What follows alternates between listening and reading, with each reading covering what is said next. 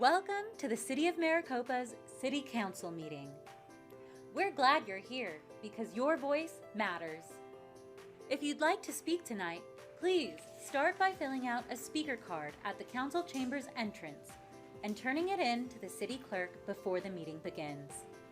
On that card, you can let us know if you want to speak on a planned agenda item or during the general call to the public. Please keep in mind that all comments are limited to 3 minutes or less, depending on the number of people requesting to speak. Personal attacks and political speeches or threats are inappropriate in this forum and will be grounds for ending a speaker's time at the podium, at the discretion of the mayor. In accordance to state law, city resources and facilities may not be used for election-related activities, including discussions of candidacies, vote solicitation, or campaign events. We also ask that audience members refrain from applauding or showing disapproval of comments shared by fellow community members, as every person who addresses council has the right to speak and not be intimidated. It's important to note that due to Arizona's open meeting law, council members cannot respond or take action on topics not listed on the agenda. But your comments will be heard and entered into the public record. Can't stick around for the full meeting? You can always catch the replay on Facebook or YouTube, where this meeting is currently being live streamed. Want more details about tonight's agenda items? Scan the QR code on your screen or visit www.maricopa-az.gov/agenda. Thank you for joining us and getting involved. As a final reminder, please silence your cell phones and electronic devices. The City Council meeting will begin shortly.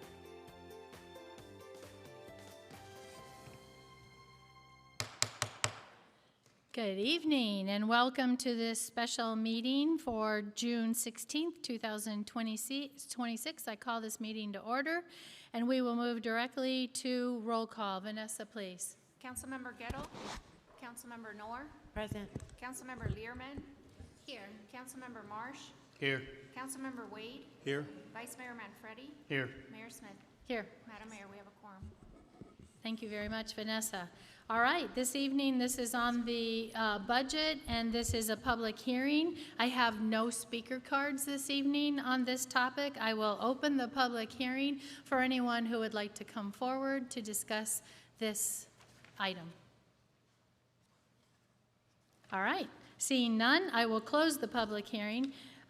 Council members, the presentation is the same that you received in the last city council meeting, so no changes there.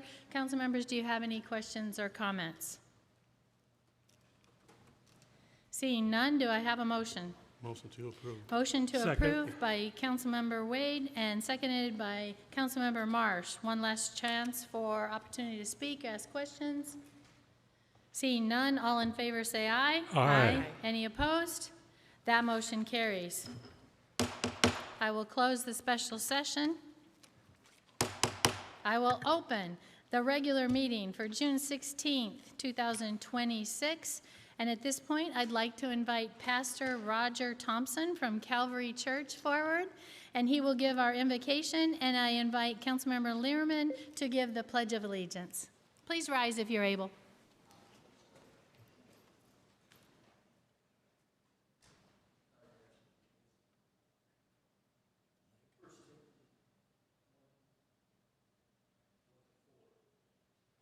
This.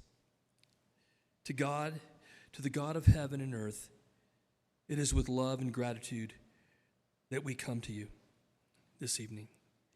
Lord, we want to pray for this community as Paul told Timothy to pray for those in leadership over him there in 1 Timothy. And so again, with gratitude, Lord, we come before you and we pray for this meeting and the issues on the agenda. Lord, we pray for our city council members, give them wisdom. We pray for Maricopa's citizens, families, and children, that they're safe and that their city would prosper within the family and community.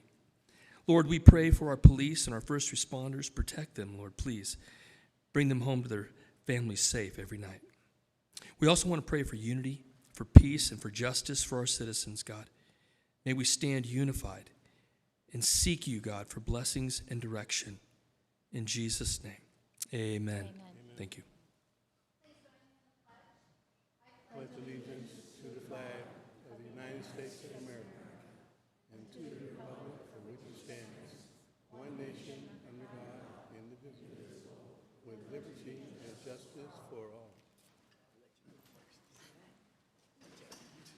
All right, that'll take us to roll call. Vanessa, please. Councilmember Gettle, Councilmember Noor, Councilmember Learman. Here. Councilmember Marsh. Here. Councilmember Wade. Here. Vice Mayor Manfredi. Here. Mayor Smith. Here. Madam Mayor, we have a quorum. Thank you, Vanessa. That takes us to proclamations, acknowledgements, awards, and presentations of this evening. We have none, so we'll move on to the report from the mayor. Yes, Councilmember Marsh. Well, it's been 2 weeks since the last meeting, and there are more political signs up all over the city, more than any previous campaign season since I moved here. And I'm sorry I didn't start a sign manufacturing company. On Friday, June 5th, the Pinnell Partnership had a breakfast meeting featuring the city managers from the biggest cities and towns in Pinnell County. Our city manager did an awesome job of representing our city. He came off as smart, well-informed, and focused. So yay, Ben. Oh, there's no Ben. On June 9th, we held a memorial celebration of life for my wife, Cynthia. Over 100 people attended. It was a great event. If anyone wants a link to the slideshow, send me an email. On June 10th, we had an ADOT listening session at the library. About 30 of us spoke, and ADOT listened and took notes. I feel it was much more effective than complaining on Nextdoor or Facebook. Also, on the 10th, the City Council got a briefing from our Washington, D.C. lobbyists. That's always interesting. And on June 11th, I participated in a citizens working group meeting hosted by Ivanhoe Electric. They are developing the Santa Cruz copper mine in Casa Grande. It's on the south side of Maricopa Casa Grande Highway, west of the Cactus copper mine. That's those big tailings on the north side. The ore body is at around 3,500 feet underground. That's below our aquifer. That's why Jake Lenderking from Global and I are participating in this working group. We want to make sure that the mining operation doesn't pollute our aquifer. That's where we get our drinking water. They recently spent $65 million buying a tunnel boring machine, 30 feet in diameter, 500 feet long. It's like the one that Elon Musk uses to do underground highways in California. 30 feet in diameter. That's like that. They're going to drill down through our aquifer and line the tube with 16-inch thick concrete pipe and go all the way through our aquifer, come up underneath the ore body, pull all the ore out between now and 2051. And it's going to be a real neat operation.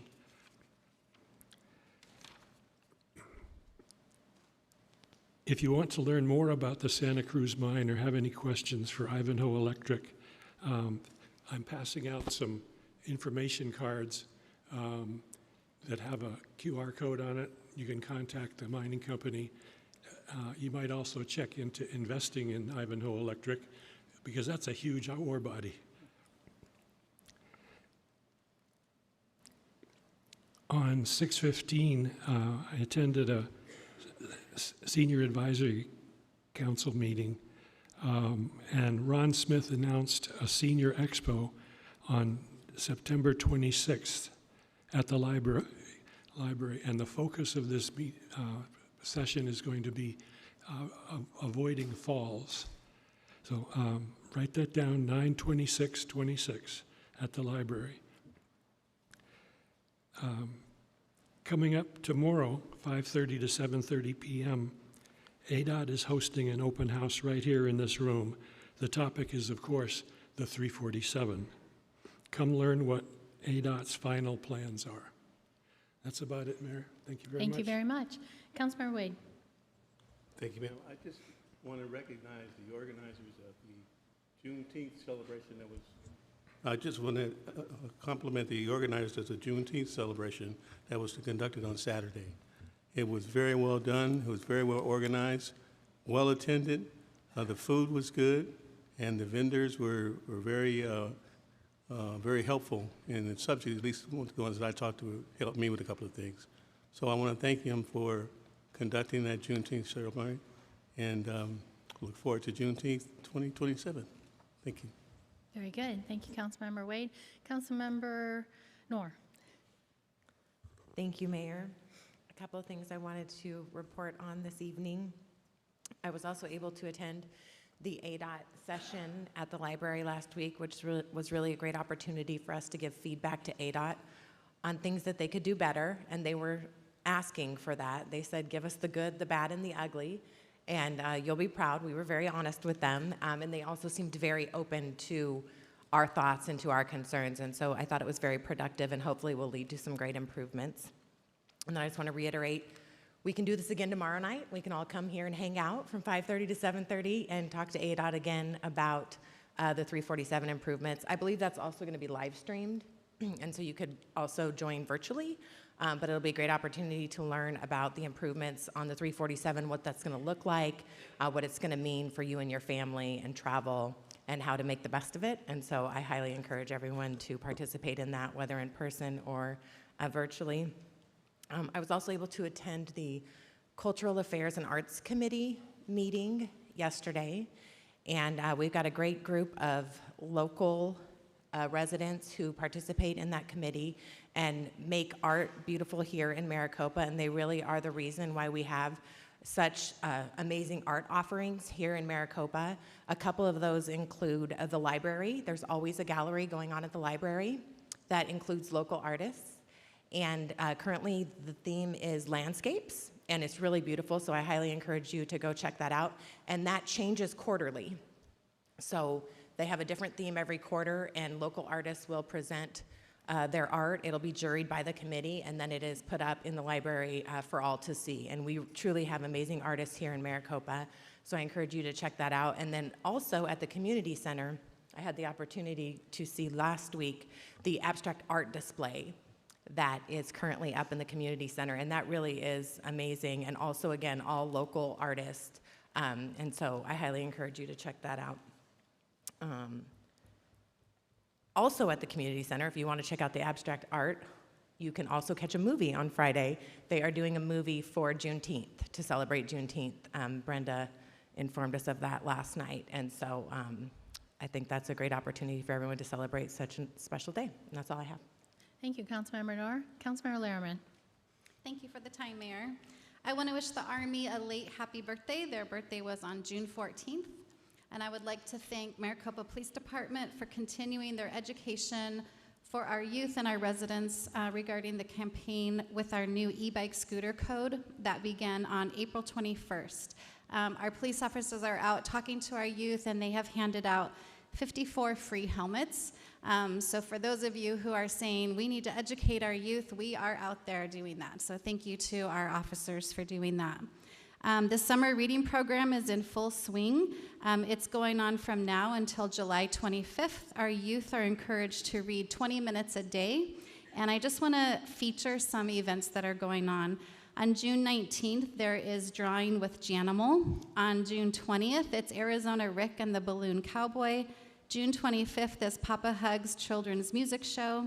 June 27th is Didgeridoo Down Under and Teen Adult Painting Class. And then on July 27th, you are able to register for the robotics class ages 10 through 13 that starts on August 10th.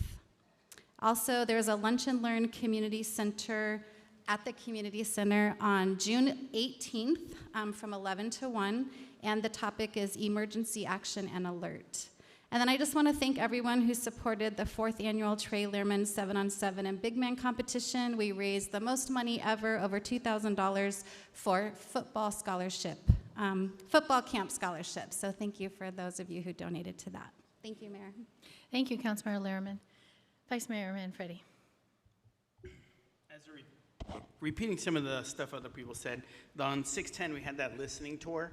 And the listening tour, just to give a little bit more information on it, they're going around, the governor's office is going around the entire state of Arizona. Well, they hired a crew to go around the entire state of Arizona and get some information about how they can make what they do better, how they can plan forward better, how they can move forward better.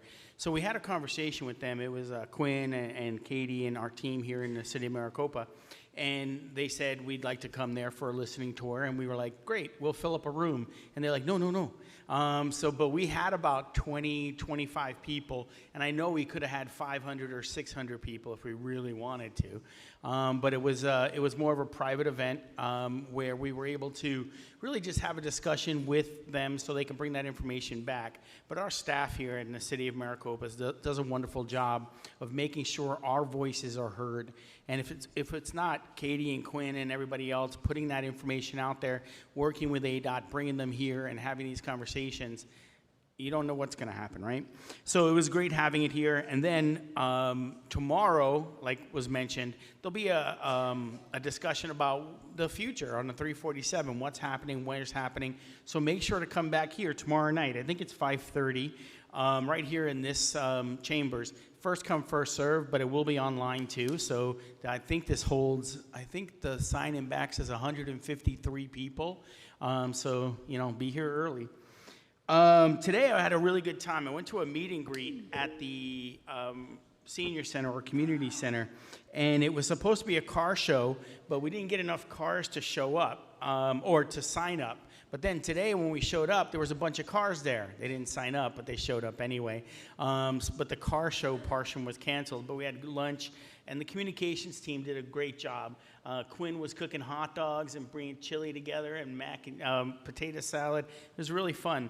It was a celebration of Father's Day, and one of the questions to win a prize was, who's the oldest father here? And a gentleman raised his hand. He was 96 years old. And then not the same guy, but the question was, who has the oldest child? And someone raised their hand, and I think it was 64. Their child was 64 years old.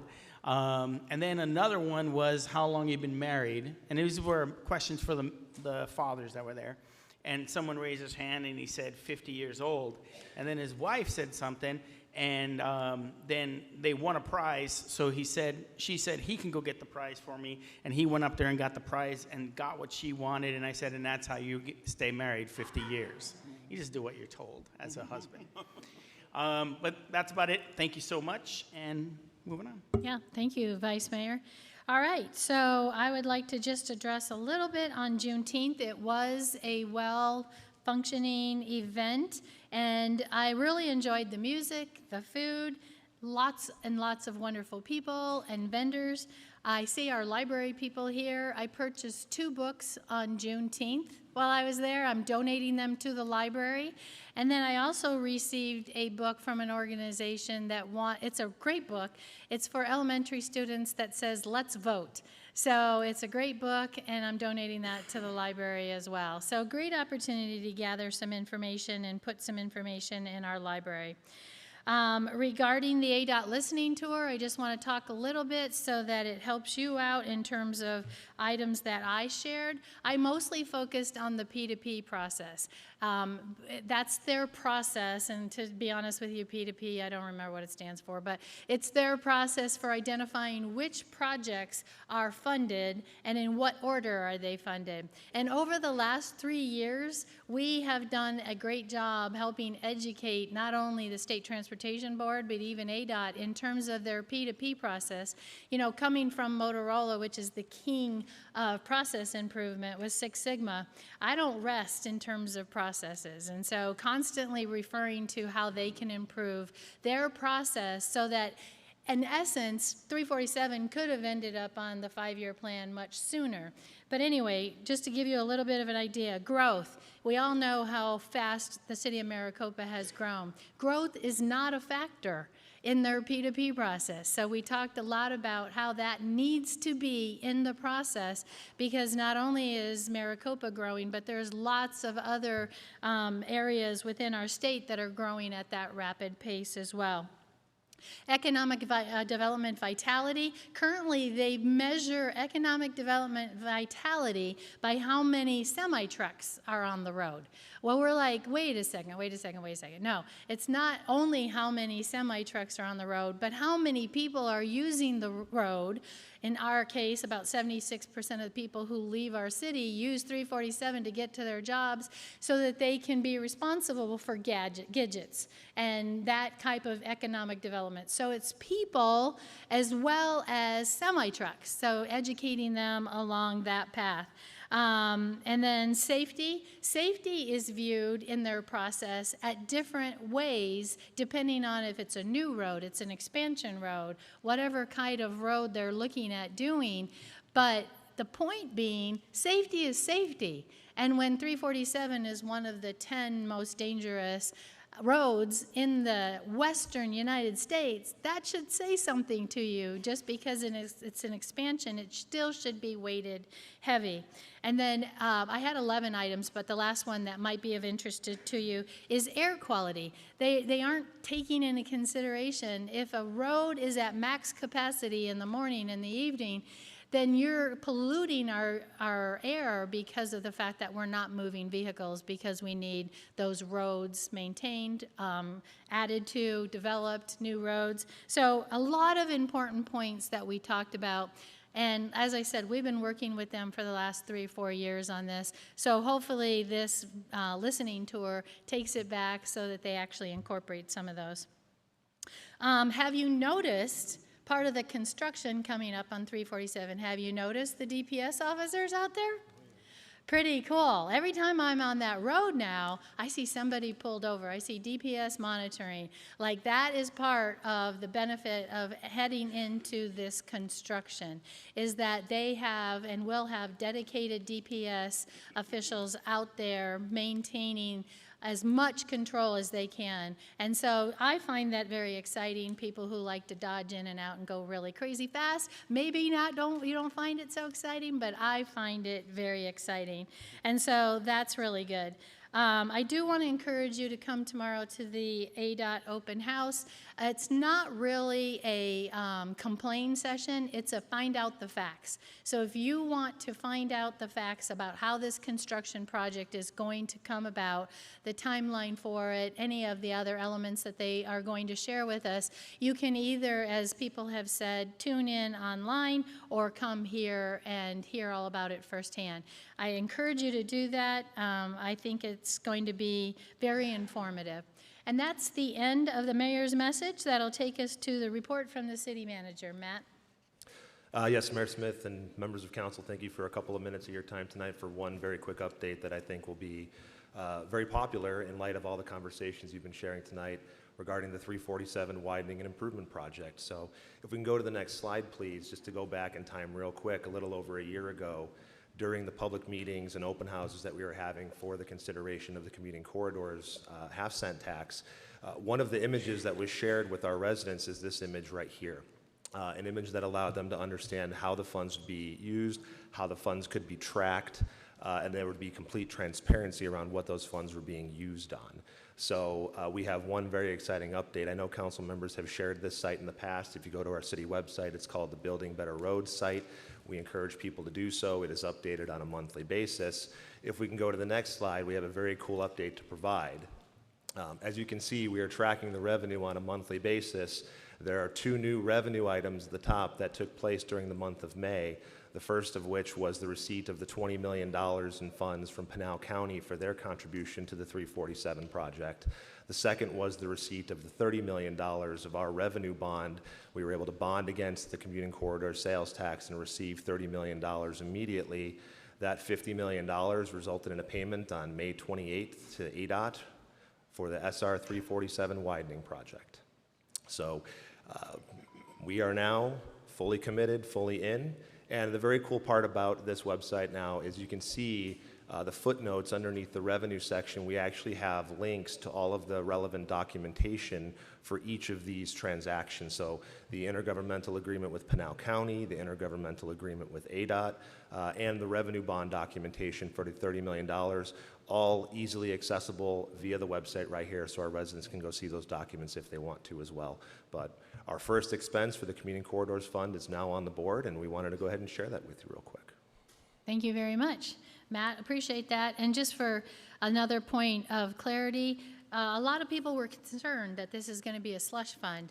This tracker is going to prove to all of our residents that the money and the funds are being used for transportation. So it's a very important document to give a factor of trust to our residents. All right, that'll take us to the call of the public. I do have 3 speaker cards. I'll call those first, and my first speaker card, William, I'm going to invite you up because I'm not going to butcher your name. If you will introduce yourself when you come up, please.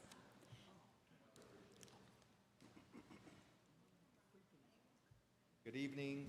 My name is Williams Warankin, and good evening, Mayor and the rest of the council members.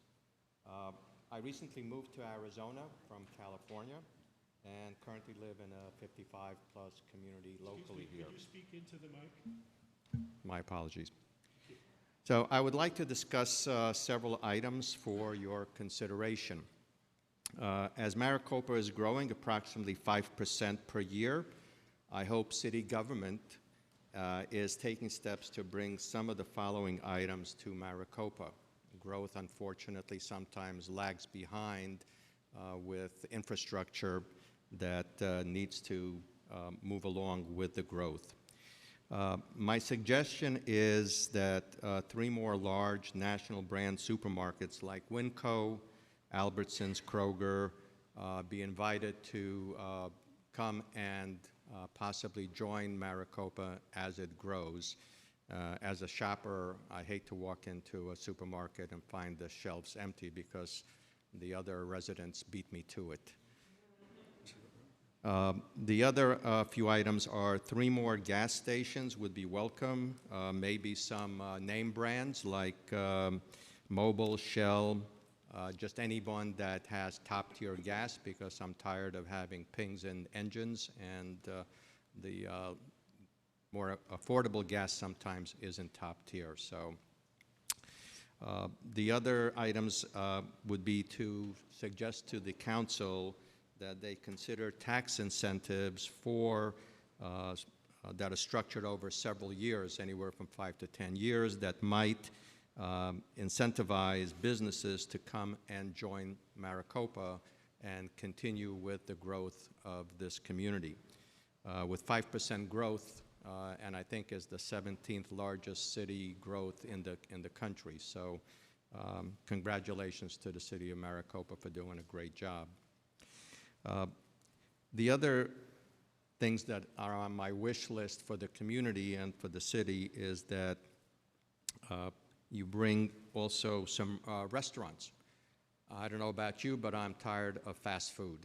And though I cook, I certainly want to welcome an opportunity to have a more upscale restaurant here, similar to what you find in other neighboring cities like Chandler, Gilbert, and so forth. Of course, schools. I see there's a lot of apartment buildings that are being built, and I think there's probably roughly about, by my estimate, anywhere from 3,000 to 4,000 new apartments that are going to welcome in new residents. And as far as the gas stations,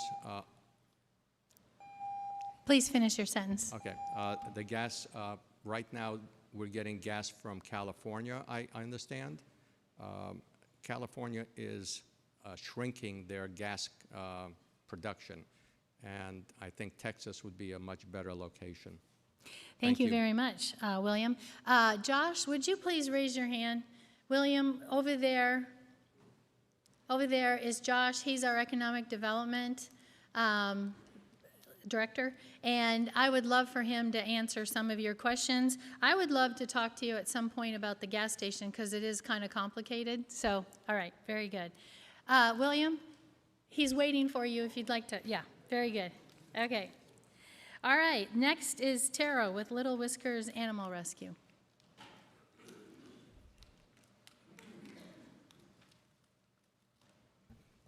All right, good evening, Mayor, Vice Mayor, council members.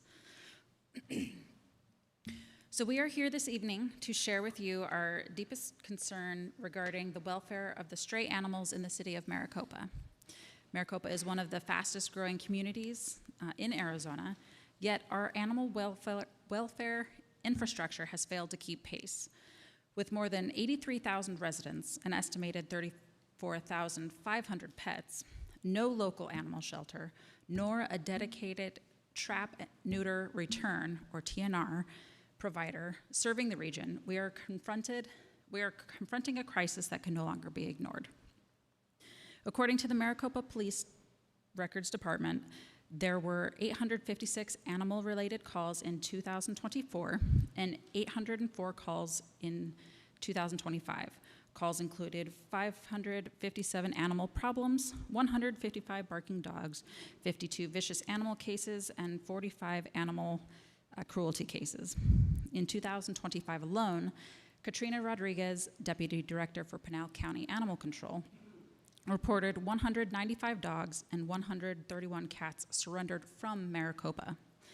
The city already pays the Pinal County Animal Shelter $400 a day for day one for 6 animals, plus $35 per animal. This could be benefiting a local shelter rather than outsourcing. For years, residents have appealed to city leaders for assistance, only to be told the responsibility for providing animal shelter services lies within Pinal County. Meanwhile, the problem continues to grow and local resources remain overwhelmed and residents frustrated as animal welfare concerns continue to escalate. 13 cat colonies have been identified within our community, yet only 4 are currently receiving treatment through local nonprofit organization Little Whiskers Animal Rescue, as well as community residents. When we sought assistance from the city to address these colonies, it was recommended we seek funding from HOAs and local businesses to cover the costs of TNR services, vaccines, or vaccinations, and other necessary medical care.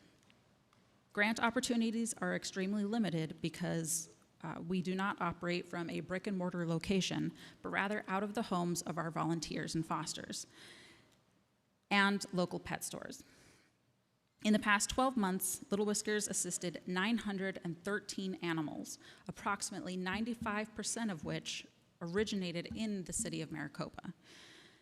It also receives an average of 2 to 3 owner surrender requests and 10 to 15 stray animal requests every day, ranging from abandoned litters and injured cats to stray and abandoned dogs. Just go here. I know.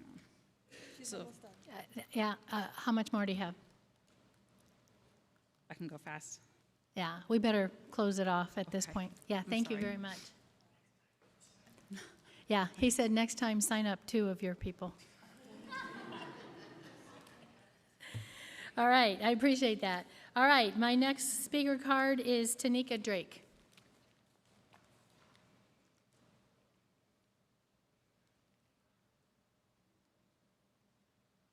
Hello, good evening, Madam Mayor, Vice Mayor, and Council. I just wanted to come up here and talk about health services and programming. So last year I put on the Ignite a New Start, Reclaim Your Power Summit. And this year I'm gonna be doing it again. And earlier this year I was gonna put on a health fair. And I ran into some major barriers. I wasn't able to do that. There were challenges with the amount that it costs to host that, and if I want to do mobile units, that's not happening. So I said, okay, well, I can't do the health fair in April. Let me try to do it for October. I'm still running into barriers. So I was like, okay. So I'm working on my community health worker certification. I've gone through the modules and all of that, and one of the things is to bring services to my community, and I'm running into barriers. So I'm hoping the city can be able to make it easier for those, not just nonprofits, but community members such as myself, to be able to bring those services to our community, since we don't have a lot of those services. When their mobile units come down or when people want to come down and partner with us, sometimes they run into barriers as well. And if I go to South Mountain, Phoenix, they're like, oh, you can come over here, we'll do it for free. I was like, really? I don't want to take those services from this community up there because they can do it for free at that library. I don't live there. But if they're willing to, sometimes people will go, and we already have leakage of money and all that stuff going out. I don't want to do that. I want to keep it right here because I'm a resident. I live here. I don't live there. And so I'm hoping that the city can find a way to like bridge that gap so we can come together, bring services to what our residents need, community members need, and some of the things that I'm finding out now, some services that we have, like the navigators, I didn't even know they were here, but they've been here for a year, and it'd be great if we could have partnerships like that for all of our residents to be able to access, because there are so many different services that are here, that are outside of our community, and nobody knows about them. So my ask is just that the city would make it easier or find some way to make it easier for those people like myself and other organizations to bring health services and programming to our city so our residents can benefit from those, and we don't go outside of our city to somewhere else, because I live here and those residents live here too. Thank you so much for your time. Thank you. Matt, who would be the best person for her to connect with? I can talk with her Okay, real quick. that'd be great. Just get the details, figure out if there is, okay, perfect. All right, that's the end of my speaker cards. Would anyone else like to approach the podium? Please, come forward. You guys learn fast. Please state your name. My name is Brittany. I am the founder of Little Whiskers Animal Rescue. I'm probably familiar to a lot of you, as I bug you a lot, so I'm sorry. I would like to finish off where we left with our letter. The demand for animal welfare services is undeniable. A community pet microchip scanner was recently installed by Little Whiskers, and within the past 3 months alone, it was scanned 58 times, either reuniting animals or knowing that there was a scanner in place. That does not include animals that did not have a microchip, and we do have resources for them at that kiosk to avoid going to shelters and local rescues. The residents of Maricopa have done their part. They have reported concerns, volunteered their time, donated their money, supported local resources, and gathered more than 10,000 signatures seeking relief. The question is, what can we do at this point? We urge you to take immediate steps towards establishing animal shelter services in Maricopa and to provide our community with a clear plan for addressing the crisis. We are requesting a meeting with the mayor and the council to seek a solution, and continued inaction is not a solution. We'd also like to announce the official launch of our new project called the Maricopa Shelter Project, which is going to be founded by Little Whiskers and supported by the community. And we hope that we can get the city on board, and I think it's time. I think we're overdue for the animals that need us in Maricopa, and I can say on behalf of Little Whiskers, we're exhausted. Between cats, dogs, even if you're not an animal person, it's the humanity that you're supposed to do for the animals in your community. And I mean, cats can be a nuisance, dogs can be a nuisance, which we help in all different matters. It's not just adopting and taking them in. There's a lot that goes behind the scenes, so we'd like, if possible, to sit with all of you and show you our plan and go through and see what we can do to help the community. Thank you. Would anyone else like to approach the podium? Yes, please, state your name. Of course. Why would I pass the opportunity up? I am Tori Anderson, so Mayor Smith and Council, thank you for allowing me to be here tonight. I'm here on behalf of Open Arms Vocational Living Center. Just in case you didn't know, we have a fundraiser on June 27th at Duke's Roadhouse. It starts at 6 p.m.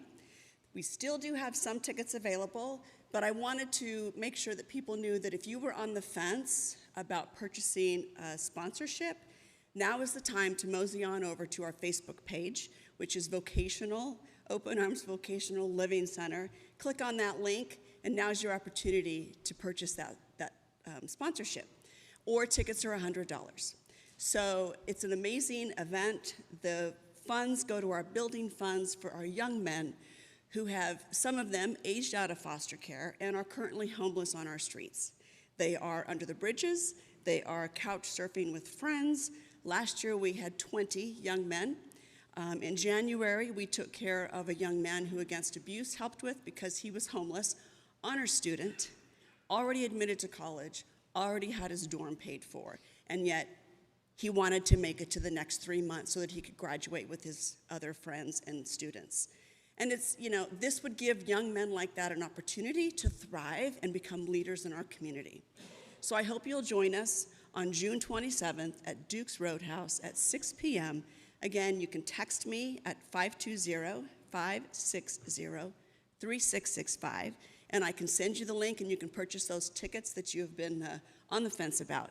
Now's the time to do it, and I look forward to seeing you. And of course, it's Western attire, so I hope that my clown shirt gets the attention. So thank you so much for your time, and I wanted to, again, thank the council because you have all supported this event, and it is dear to my heart as a mother of sons.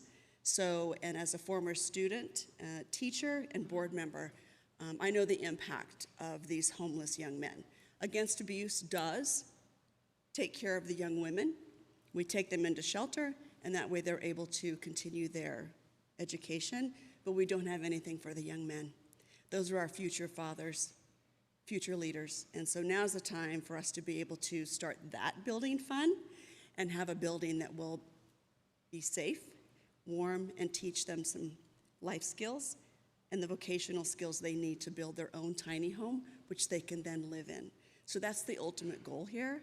So join me June 27th at Duke's Roadhouse. We will have a few tickets available at the door, but I'm only going to reserve a few. So other than that, we are set to sell out. So get your tickets or your sponsorships now. And again, you can text me, 520-560-3665, and I can send you more information. So thank you. Perfect timing, right? That is perfect timing. All right, would anyone else like to approach the podium? Seeing none, I will close the call to the public.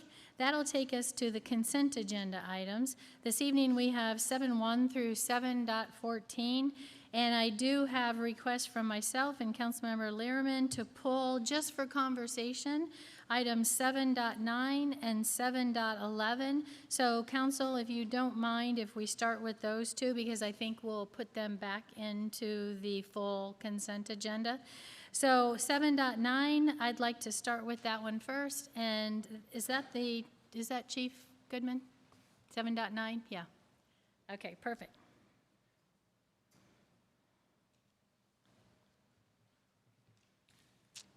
Good evening, Mayor Smith and member of council. I'm Mark Goodman, and I serve as your police chief. So thank you, Mayor and Councilmember Lehrman, for giving me a heads up in reference to the item that you wanted to pull and some of the questions you had.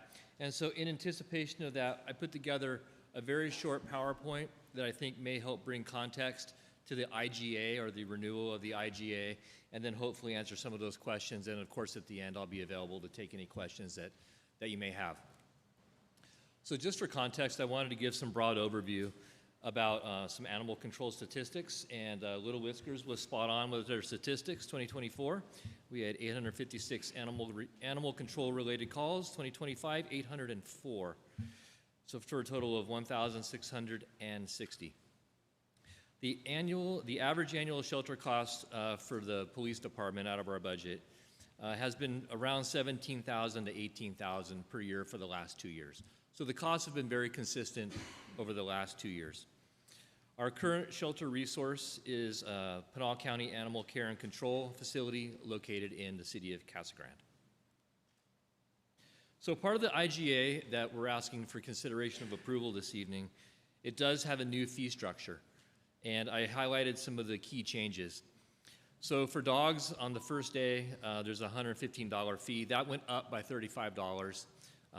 The daily maintenance fee is $35. There's no change there. The quarantine fee is, then the new IGA will be $250. That's actually a $50 reduction from the IGA that we currently have in place, and the owner surrender is $25. There's no change to that in the new IGA. For cats, the first day is $85. That's an increase of $50 for the new IGA. Daily maintenance is $15. No change there in the new IGA. The quarantine fee in the new IGA is $225. That is a $75 reduction from the current one. And the owner surrender is now, it will be $15, and that's a $10 reduction. So there were some increases and some corresponding decreases. The most significant change in our new IGA puts a 50% city responsibility for the care of animals that are injured or require veterinary care or other necessary services in cruelty, neglect, or abuse cases. And so I went back historically for the last 2 years to see what these costs may be, because we don't know what these costs are going to be year over year. There may be times when we don't respond to any of these calls, and there may be times when we respond to an unknown number of these calls. So the last 2 years, we've had a total of 2 cases that fall into this category. And in those 2 cases, we impounded a total of 3 animals. We didn't pay for the care because it wasn't in the IGA at the time, but moving forward, we'll be responsible for 50% of those costs. We're going to track those costs related to those items, and then if we need to do a budget increase moving forward, of course, we'll look at about doing that. So based upon our analysis, it's our belief, the PD team's belief, that our FY27 budget is sufficient based on our current usage and the fee schedule. The fees do not increase over the life of the new IGA agreement. There's no large fluctuation expected under normal impound activity, and there's no separate cap. What we get charged is based on volume and case type. Those are the main variables. So MPD, Animal Control, we only respond inside the city of Maricopa. We don't go into the unincorporated area. We don't go into the county. It has to be in the same geographical area that our police officers would respond to. So that's the incorporated area of the city of Maricopa. Shelter costs incurred with Pinal County are tied only to Maricopa animals. So we're only paying for the animals that we end up taking over to the shelter. And in the 3 years I've been the police chief, we have not had any discussions with Pinal County in reference to moving animal care and control facilities or the ability to have facilities farther west into Pinal County. Of course, we're always open to those conversations about ways to improve the service with Pinal County or nonprofit partners who may be interested in engaging in that. And with that, I'm happy to take questions. Thank you very much. Councilmember Learman, I'll let you go first. Thank you.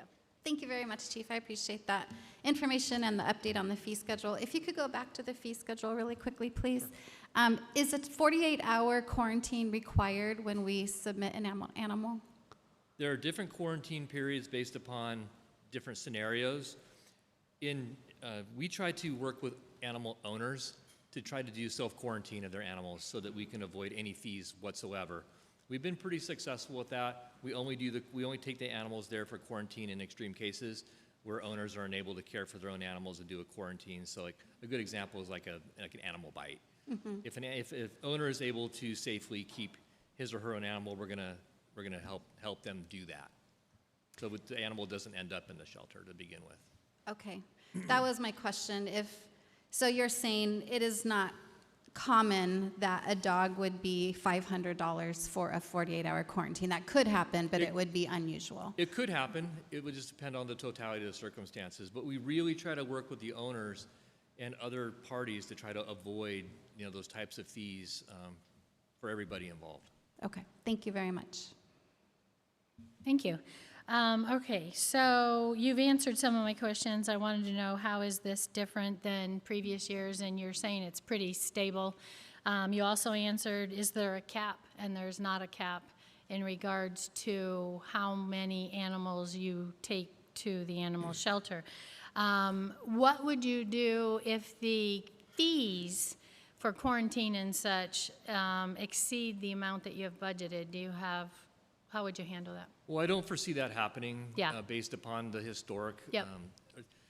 Simply stated, I would work with our finance department to move existing funds within my operating budget to make that happen. Very good. That's what I figured you would say.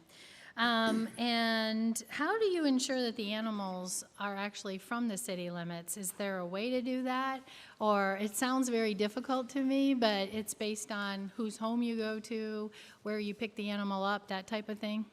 Well, we don't respond to locations outside of the incorporated borders of the city of Maricopa. Of course, animals don't recognize borders, and so True. They may wander into our city. Yep. And so what we try to do first is reunite animals with their owners. And so recently, the police department purchased brand new scanners so that we have the ability to scan animals that we come across within the city limits to see if we can reunite them with their owners. If not, I know that Luke Sicardi, our animal control officer, has relationships with Little Whiskers and some other nonprofits and some other community members who are very passionate about this topic. And so we really do make an effort to try not to use the shelter. The shelter is a last resort for us. It's available to us if we need it, and that's why we have the IGA, so that if we need to use it, we can, but we try to avoid it if the possibility exists. Very good. All right, let's talk a little bit about Pinal County. Chief, when did you take this under your direction, the animal control? How long has it been? I became the police chief in January of 2023, and it has always been under the police department's jurisdiction since I've been chief. So I love the fact that you're open to discussions, because for whatever reason, we have had conversations with Pinal County's Supervisor Vidiello and the county manager and the animal control department. And last, I remember 2 years ago, we talked about them walking away and doing some research in terms of what can be done here in the area. And I'm just saying area because western Pinal County has a serious need for animal control. And so they were going to go off and do some research. I did not hear back, but I know that Councilmember Lehrman has set up a meeting so that we can continue those conversations. And so I would love to include you as well. I think that's going to be important, and I apologize for some reason you weren't included 2 years ago when we had those conversations. I think it's very important, and I think it needs to be some type of a partnership. I'm not sure what that looks like. It could be with a nonprofit. It could be a lot of different scenarios, but I do feel like we need to continue that conversation. It's very important to our residents. And the reason I bring this up is because July 1st, Santan Valley takes over responsibility for so many of the things that the county has been covering. So to me, that says, hey, it frees up money. Bring an animal shelter over to the west side. So, Supervisor Vidiello, you already have my thinking in mind, but that's where I'm coming from, because we all pay the same taxes for animal control in Pinal County, and I would like to see west side Pinal County benefit from the taxes that we pay without having to travel an hour to 2 hours to get to an animal shelter. Okay, so thank you for being open to that conversation. Additional comments, questions? Yes, Councilmember Lehrman. Chief, can you describe the strain? I don't mean to use that word in a negative way at all, but can you describe what it takes for Luke to travel to Casa Grande and the time and expenses and that kind of thing? Yeah, this is just about an hour drive, and then, he has to do a warm handoff with someone at the shelter. And then we do have some challenges sometimes on the weekends with trying to deal with animal control issues that may arise. We made an effort to cross-train our police service aides for weekends so that we can respond to some lower-level animal control calls for service so that we can better serve our community members. But it just can be sometimes a little bit of a logistics challenge. And so, we're pretty well versed at overcoming challenges. That's what we do at the police department. And so, yeah, it can sometimes be a little cumbersome. But that's kind of where we're at right now, and we do the best with the resources that Pinal County has. Thank you. Oh. Councilmember Noor. Thank you, Mayor. Hi, Chief. Thank you for this. Do we know what the justification was by Pinal County for these increases? No, I don't have that information. Okay. And is this a standard fee rate across the county for all jurisdictions, or is this specifically for Maricopa? No, it applies to all jurisdictions. It applies to all jurisdictions? Yes, ma'am. Okay. But they didn't give any justification for their increases, because they're pretty substantial. Yeah, I can't opine as to why they raised the rates at all. I don't have any information on that.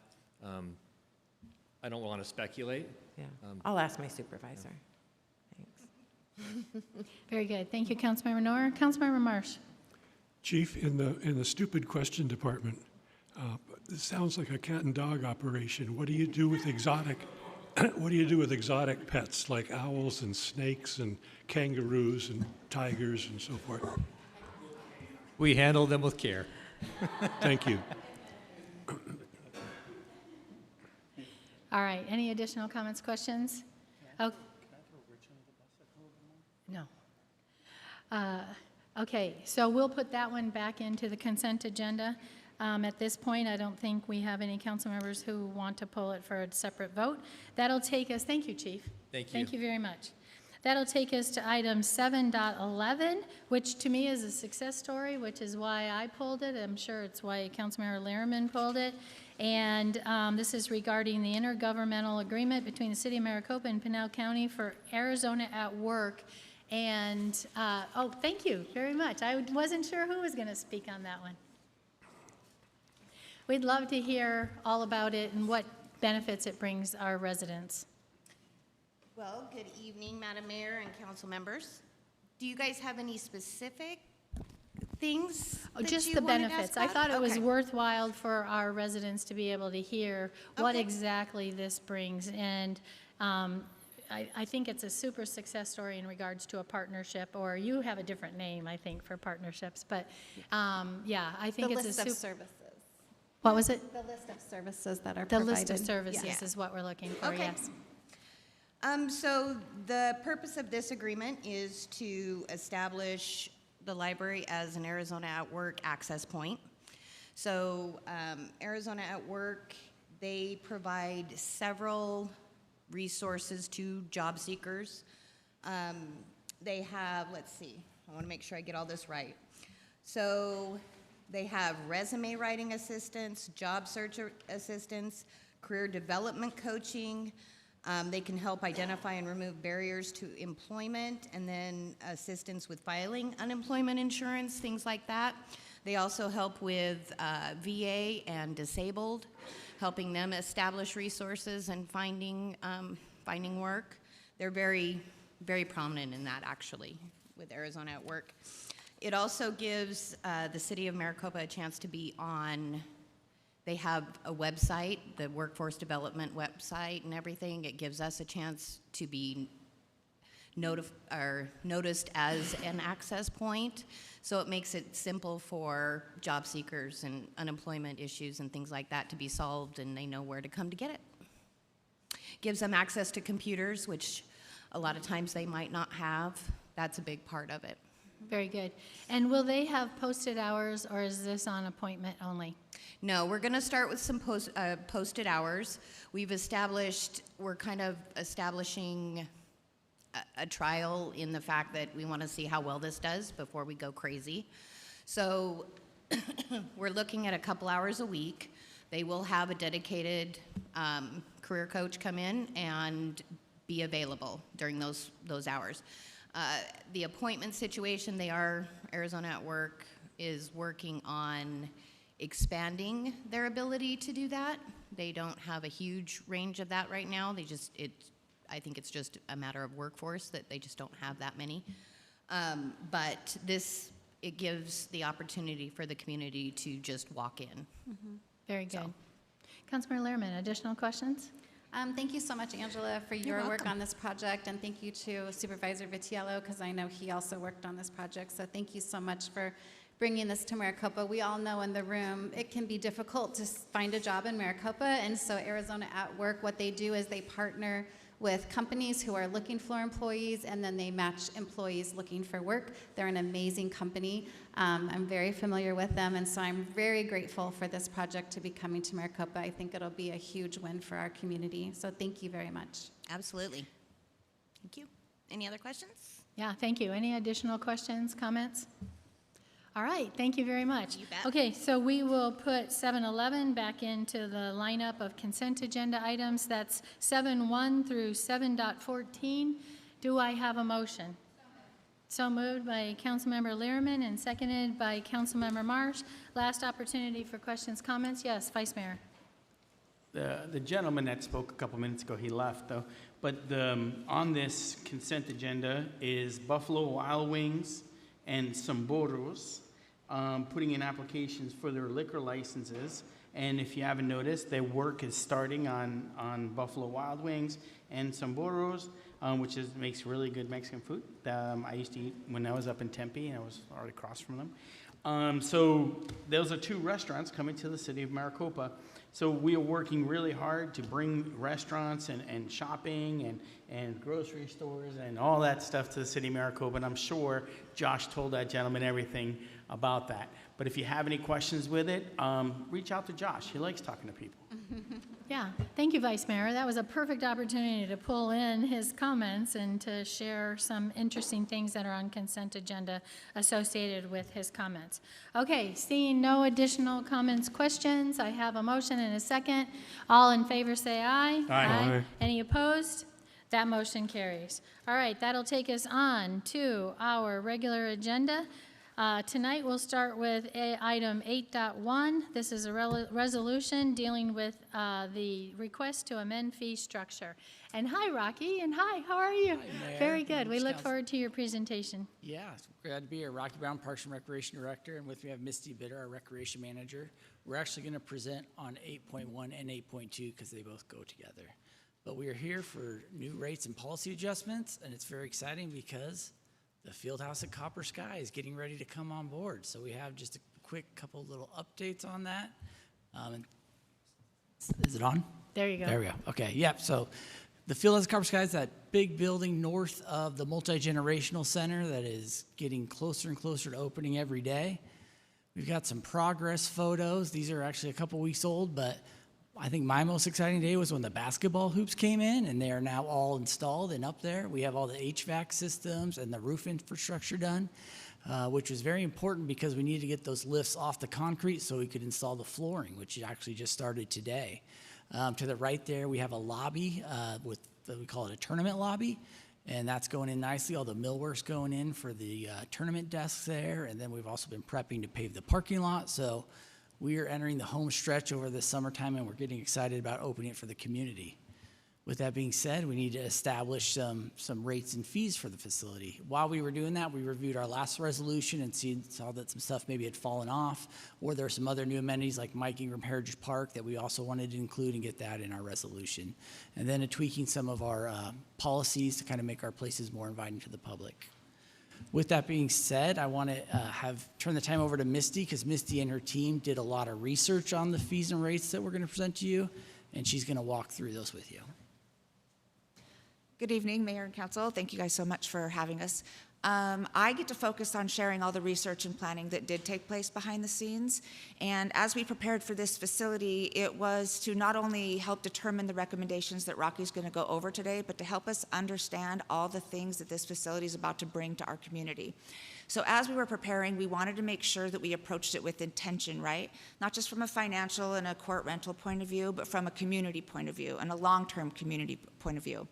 So before these recommendations were finalized, the recreation team did spend a significant amount of time researching comparable facilities throughout Arizona and the U.S., and we actually researched more than 25 comparable facilities, everything from other municipal facilities to private indoor sports complexes. We looked at school gymnasiums, and in doing so, we made sure to evaluate the rental rates, of course, but we also looked at membership options, day pass options.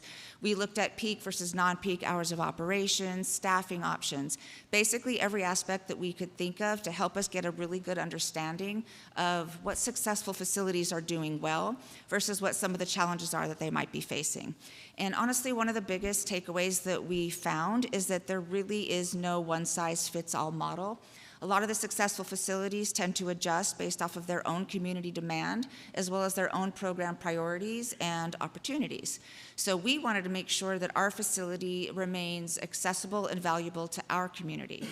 So in doing that, while we did take a look at competitiveness and sustainability, we made very sure that our resident access, community usability, and our youth programming would remain front and center. And one of the exciting things that we wanted to share with you guys today is that the doors aren't even open yet, but the community demand is already there and it's growing.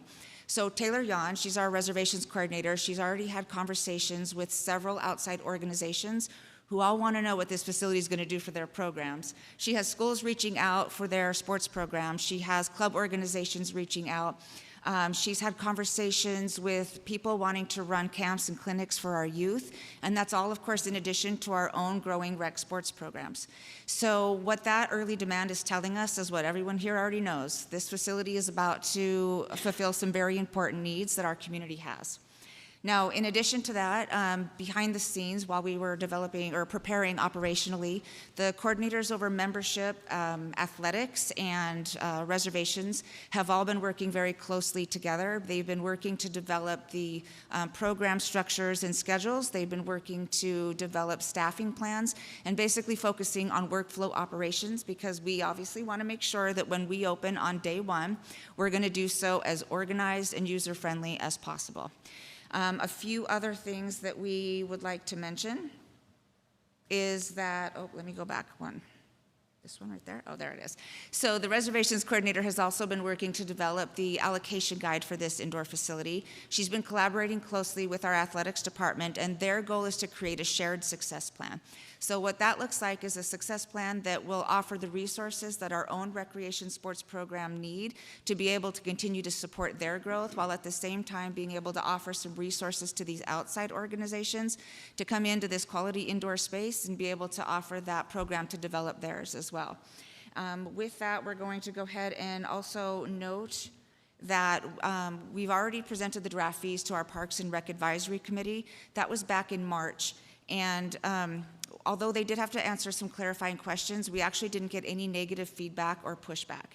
The required 60-day public posting has also already been completed, and we've also reached out to several of those outside organizations to help get as much feedback as we possibly can. Now, I've talked quite a bit about successful facilities and what that looks like, and we're excited because for us that has come to be so much more than court rental fees and extra court space, right? We're talking about the opportunities that this facility is about to bring to our community, the ones I've already talked about, from our own youth rec sports programs to be able to continue to support the growth that they're doing successfully, the opportunities for these outside organizations to have that year-round space to be able to develop their programs as well. But we're all getting excited about the bigger picture, right? The bigger picture of the opportunity for youth development programs, the opportunity for these sporting events and tournaments to be able to come in, and what that's going to bring to our community in activities and visitors and that community exposure. So we're getting really excited for the economic impact that that's going to have on our local businesses and our local hotels and restaurants. And we know that the Field House at Copper Sky is positioned. It's going to become not both a community asset and a regional destination for recreation. So with that, I'm going to go ahead and pass it back to Rocky. All right, let's go ahead and dig into some of these fees.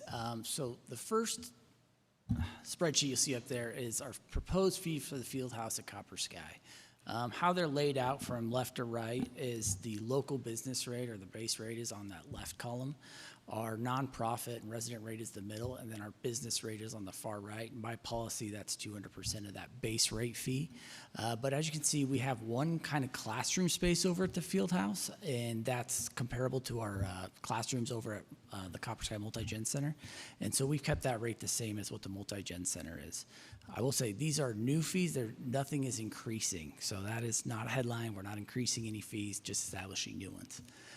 You can see that if you're an adult group and you're a resident, you're looking to rent a basketball court, it's about $50 per hour. If you're a youth group, it would be $44 per hour. That places us very competitively with all the research we've done. We have a couple other columns there down below that show what other places nearby are going for on that hourly rate. And we've tried to be very strategic as a new facility to come in as competitive as possibly and be as affordable as possible, especially for some of these groups that are looking to get a new start and a new location and do things like that. Just for a frame of reference, if you're looking to do a youth tournament and you want to reserve all 4 courts, it'd be about $177 per hour. That's about as affordable as anywhere in town. Some of the other places, like the Kroc Center, which is a big tournament facility, they're charging for 3 courts $200 an hour. The Marana Recreation Center has 3 courts. They're about $250 per hour, and that's the same construction company and designer that did our facility. Previously, if you wanted to rent the 2 courts at the Multi-Generational Center, it was $250 an hour. So you're actually getting 4 courts for much less than what we used to charge for just those 2 courts indoors. Couple other things we'll just note at the bottom. If we have a big tournament coming in town and they're using the whole complex and all 4 courts, we pass on all of our direct fees, so that's why there's a $35 staff fee. We want a staff position in that gym just for crowd control and to monitor things, so we've noted that. And then the other thing I want to explain and talk about is a gate fee.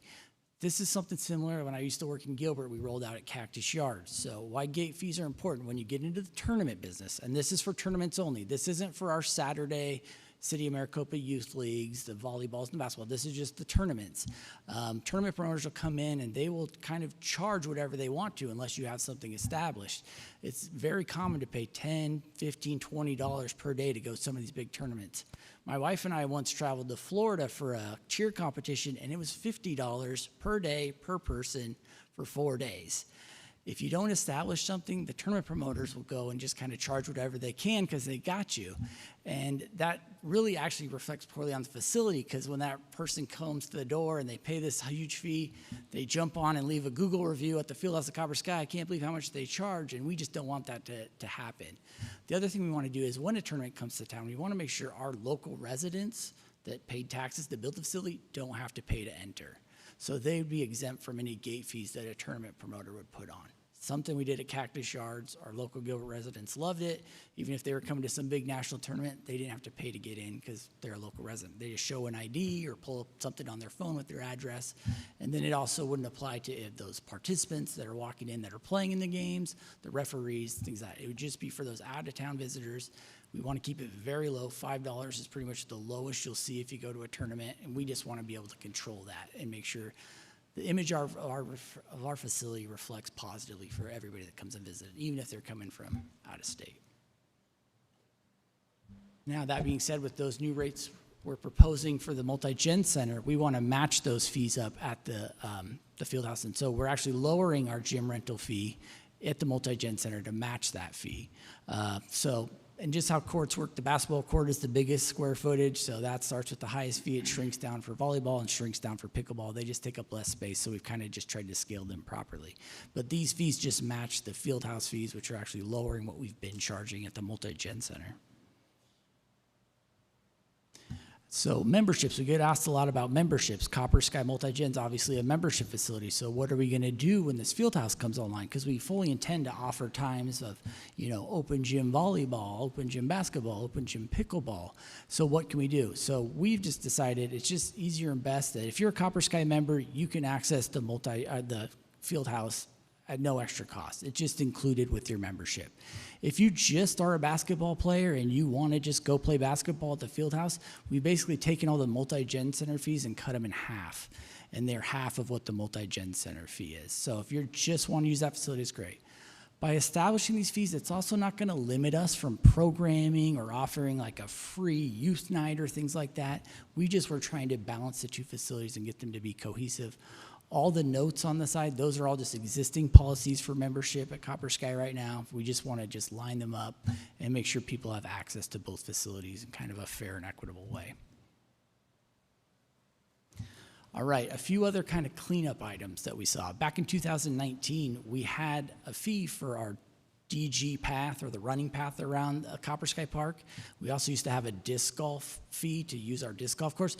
Those fell off over time, and we'd like to bring them back and just try to maybe attract some big runs or races or even some disc golf tournaments. That's becoming very popular right now, and people have reached out to us about it. And since that fee dropped off, we haven't been able to help those people out. These two fees, if you decide to do a disc golf tournament, we're not shutting down the entire park. Same with the run. You don't get exclusive use to the whole park. You just kind of have to work around whatever like soccer games or events could be going on. But we'd hope to attract some of these things. You guys approved an item to improve our disc golf course. We have a sponsorship that was lined up. And so we're hoping with these improvements and suggestions for the community, we can attract some of those tournaments to town. Another item that was on the 2019 resolution that somehow dropped off was we had a parking lot fee. It wasn't very clearly defined. It was a small parking lot fee and a large parking lot fee. We've actually kind of refined that and defined a small parking lot as 5 to 125 spaces. A large parking lot fee would be 125 25 plus, that would pretty much be that south lot at Copper Sky. It's pretty much our only place that's that big.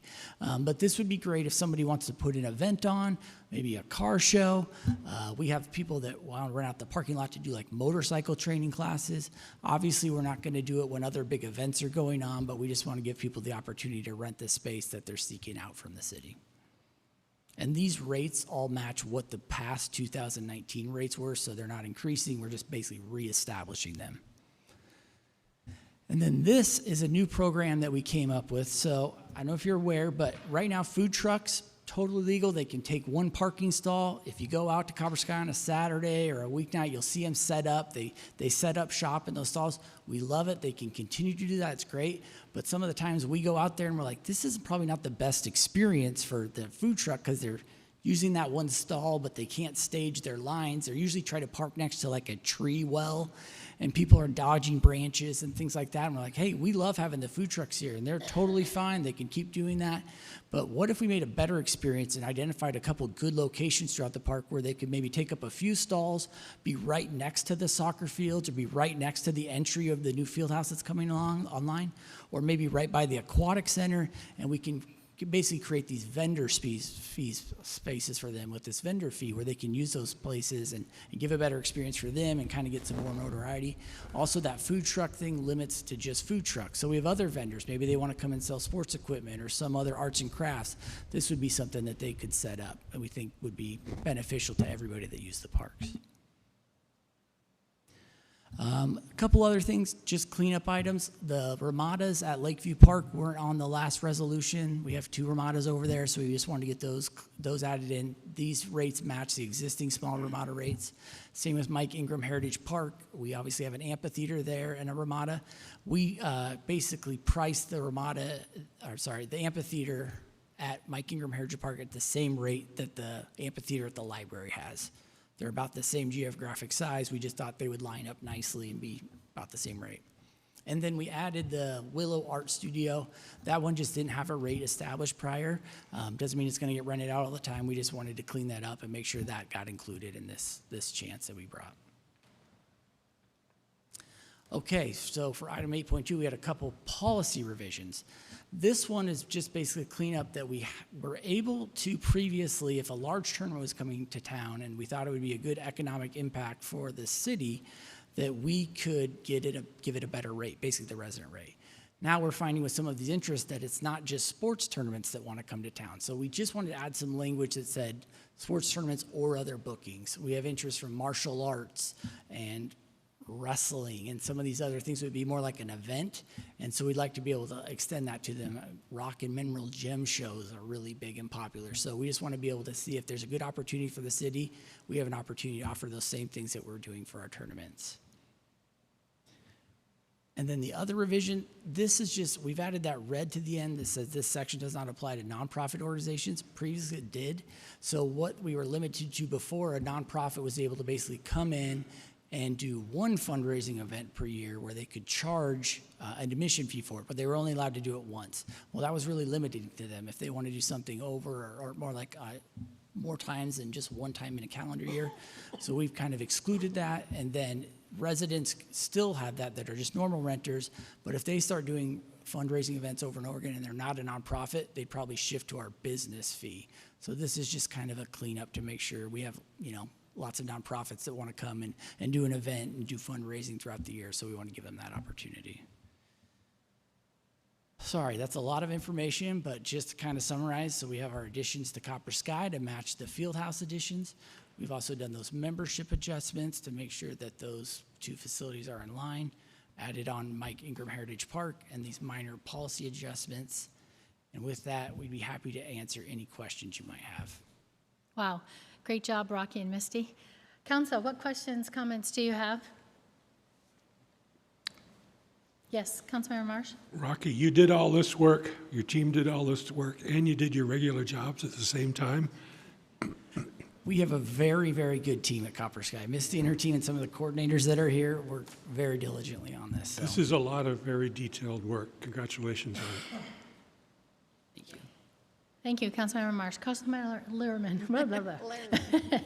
Thank you so much. This is so exciting for our community. I'm thinking of all the groups that are really excited about this coming. So thank you for all the hard work you're doing. I know it's just going to be amazing. So there is not a snack bar in the field house. We're going to have food trucks available. Is that what you're saying? Yeah, Mayor, members of council, yes. So we have vending machines basically by our same provider that's in the multi-generation center. But, you know, a vending machine only has kind of small candy bars and things like that. So we'd like to have food trucks there, especially for people that are there all day, Saturday, Sunday for a tournament, and they can't get away because their kids might have games going back to back. We want to establish some places where these vendors could set up. I don't hate the food truck idea. I think it'll be great.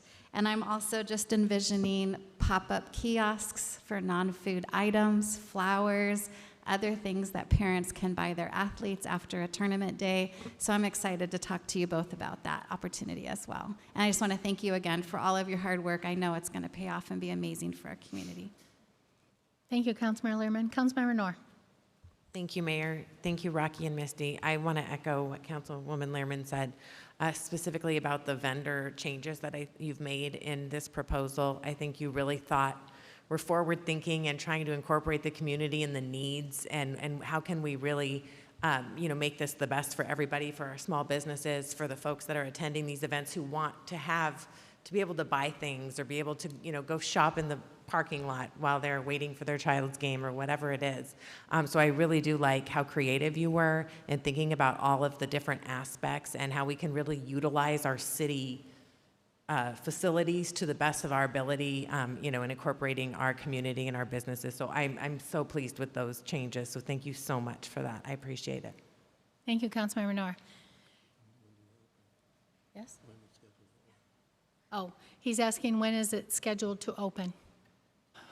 Mayor, Vice Mayor, members of council, we are targeting late September. Late September. Yep, late Very September. good. Very and good. we will get an official date out as we're basically nervous. The flooring's got to go well. It's going very well, but in case something pops up, we're tentatively planning September.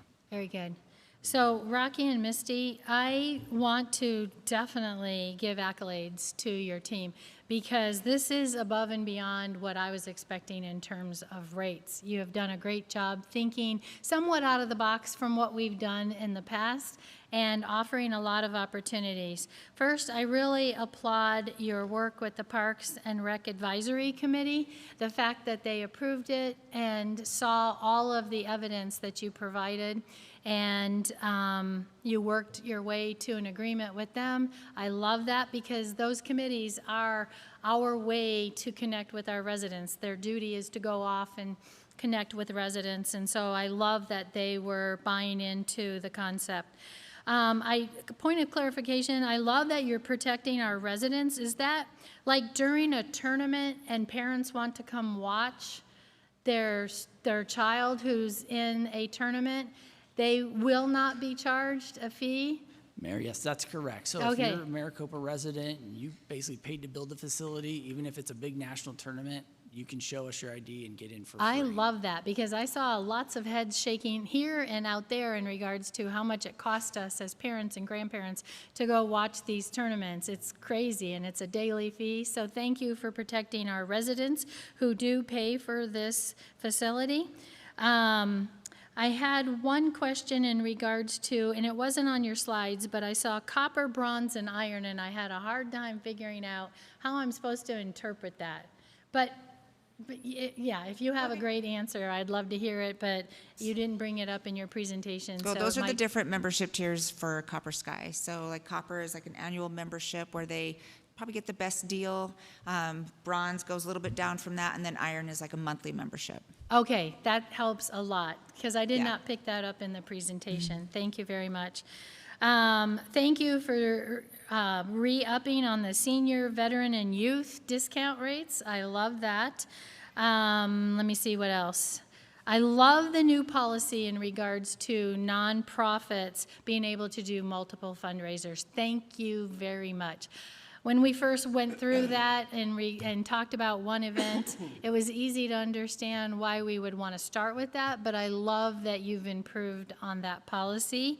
Thank you very much, and I love that you've worked out understanding that for tournaments, a base rate is a good way to start or actually handle each situation. So thank you.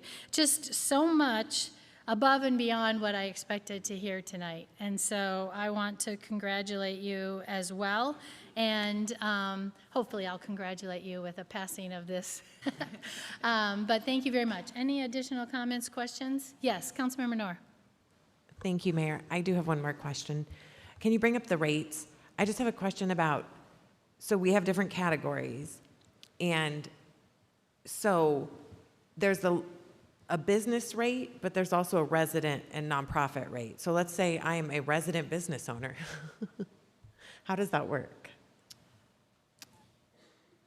Mayor, Vice Mayor, members of council, that's a good question. So you would be a resident business? Is that what you asked about? Yes, like, because it says, so let's just say multipurpose A, the dry room. The resident and nonprofit rate is $35 an hour. Yeah. The local business and base rate is $54. But like, let's say I own a business, but I'm a local resident. Can I pay $35?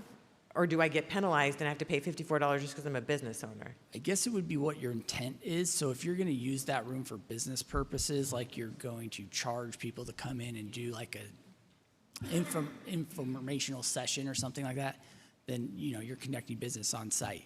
If you're just running it for your child's birthday party, then you're a resident and you're obviously not doing anything business purpose-wise. So it just depends on the purpose. And we would ask people that if they're coming in to do that. Hopefully they're always honest and saying, I'm showing up here to make money off people, but I am a resident, you'd pay that rate. But if it's just, a gathering, a meeting, something non-business related, you'd pay that that nonprofit or resident rate. Okay. I think maybe if we can have some more clarity around that, I think it would be helpful. Because I do want to make sure that our residents are getting the benefit of the resident rate. So yeah, just some more clarity around that would be great. Thank you. Thank you, Councilmember Noor. Vice Mayor. Great job. I love it. It's, the center is going to be a wonderful addition to our city. Something I've talked about in the past. It's something that was just kind of discussed. Having having proposed resident rates and business rates drives me nuts. I run a business here in the city of Maricopa. I rent the library sometimes. I rent some stuff sometimes, and I pay a business rate, but it's for not business. It's for business, but I'm not charging people to walk in, but I'm still paying a business rate for providing a service to the city of Maricopa. And it's a free service, but I'm still paying a business rate, even though I'm a resident. Even crazier, I pay a higher tax rate as a business to the city of Maricopa, yet I'm paying a higher price just to use the same room as someone else. It drives you crazy sometimes. So for me, I would prefer just and I've said it before, Rich has said it before, we've talked about it, I'd prefer just a resident rate and a non-resident rate, in my opinion. I've always been that way, where we can have just a resident rate and a non-resident rate. And if you're a resident and you have a business, you pay the resident rate. If you're a non-resident and you're coming from out of the city and you're throwing a tournament here in the city, you just pay the non-resident rate. I don't like actually giving discounts to organizations that are coming from outside the city into the city. And I think they should pay the non-resident rate. They're not paying property tax here. They're not paying a lot of stuff here. So discounting them doesn't make sense to me. What makes sense to me is understanding that a local business here in the city of Maricopa that wants to rent space should pay resident rates. I know, I'm sorry. Just like cold water on everything everybody's talking about. Vice Mayor, honestly, our fee, we just followed the current structure that's there for all the facilities right now. And when I came back, I went, wow, this is a very complex chart of fees. So That's actually something that we plan on adding to the scope when we do our master plan for the Parks and Rec system, is to look what other cities have structured it and then come back with some suggestions to the mayor and council on how other people do it, because as much as you're an expert on this, imagine somebody calls you on the phone to talk to reservations, and we have to explain how the 6 different fees work and structures, and that's Taylor's job right now. One of my employees actually made that phone call recently. We're hosting a thing next week, and she came to me and said, this is how much it costs. And I'm like, I don't think it costs that much. I think it's cheaper because and she's like, no, we're a business. I'm like, So I had to pay the business rate to rent a room for 4 hours. Yeah. And I'm a resident here. All my employees are residents here, but we're still paying a business rate, which is higher than anyone else would pay for the same room. And we're not charging a door fee to come in. We're not charging money to come in. We're offering a free service to the city of Maricopa. It would be like charging the at-work people, to come in. They're offering a nice service. So I think when you look at it that way, now I do understand that if a business was coming in and they're hosting a large tournament or something like that, I can understand maybe a different fee, but the reality is, if they're a resident here, they're paying property taxes. They're paying their taxes here. They're paying their license fee for their cart or a truck or whatever it is. It's already there. So it's baked in to me. So I would prefer, when you talk about the parks master plan, that we simplify it and bring it to 2 fees. You live here or you don't, and that's the fee you pay. In my opinion. Mayor, Vice Mayor, we've actually had those conversations. Thank you. That's a great idea. Yeah. So Rocky, as you go into that public survey, I think it's going to provide a lot of information. One word of caution, and I can see actually both sides, you don't want businesses to consume our rooms because they're so affordable and they're making a profit. So I don't know if there's a difference between a profit event and a nonprofit event, but a service to the city. I'll let you get into that in the survey, and we'll figure it out as we go. But just a word of caution. But I actually don't have a worry about that, because if I'm correct, the rooms are currently not used to the max anyway. So, I would love to see them used as much as possible without interfering with city programs. And I agree with you on that one, is that I don't want to see a business come in and take residency there where they're running their business out of there. Right. I'm talking about events, right? And renting out a whole space or whatever for a one-off event here and there. Right. But I don't want to see a business come in and say, this is my room for the next 30 days. We're not doing that. But the ability for businesses to host events is really cool, and it's something that we should be doing here in the city of Maricopa more of, because especially in the city of Maricopa, where businesses have small stores, small places, small buildings and offices, because this just doesn't exist. So having a place where they can come in and do something really cool for the community, like a health fair or something like that, does make sense, and it should be falling under a non-resident rate, which, by the way, I'll pay for the health fair when it comes up. You just tell me the price. Look at that, Tanika. We found you a solution. So I love it. We do have to make sure that small businesses here in the city of Maricopa have the ability to do this kind of stuff. That's a great discussion, you guys. It goes back to the work that you've done and that you're still doing, so thank you very much. One question that came via text, just to make clarification, the Ramadas are free, if not in use, and that's very important for our residents to know and understand. If they're not in use, they are free for your use. I would imagine that would be true for a pickleball court or anything that you can walk on that no one's using. Okay, very good. I think that's a good point. All outdoor things are free. Okay, any additional comments, questions? All right, do I have a motion? Motion to approve. Motion to approve by Councilmember Noor. Do I have a second? Seconded by Councilmember Marsh. Last opportunity for comments, questions. All in favor? Do I have one? No. My only additional comment is I'm in favor of approving it, but in the master plan, we're going to look at simplifying it. Yep, Thank very you. good. Very good. All in favor say aye. Aye. Any opposed? That motion carries. Congratulations. That'll take us on to 8.2, which again, Rocky, is that you? Same thing. Or do we just, same presentation, we just vote on it? Okay. Any comments, questions? Because it is a similar topic of what we've all discussed. All right, seeing Move to none. approve. Move to approve by 8.2. Vice Mayor, and seconded by Councilmember Lehrman. Last opportunity for comments, questions. Seeing none, all in favor say aye. Aye. All opposed? That motion carries. Awesome. That'll take us to item 8.3, which is an annexation discussion, and Rick Williams is our presenter. I have no speaker cards, Rick. Thank you, Madam Mayor, members of the council. We have a procedural request for you this evening, more specifically titled Annexation 2601.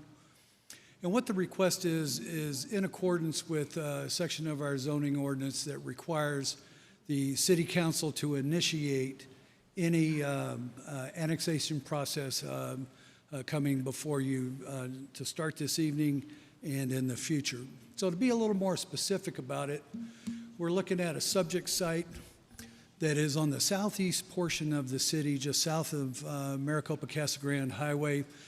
That big backwards F-looking shape that's grayed out there would be the Anderson-Russell PAD, which has been in existence since about 2004. And then you can see the hashed out rectangular piece right below it, which is the subject site that we're talking about this evening.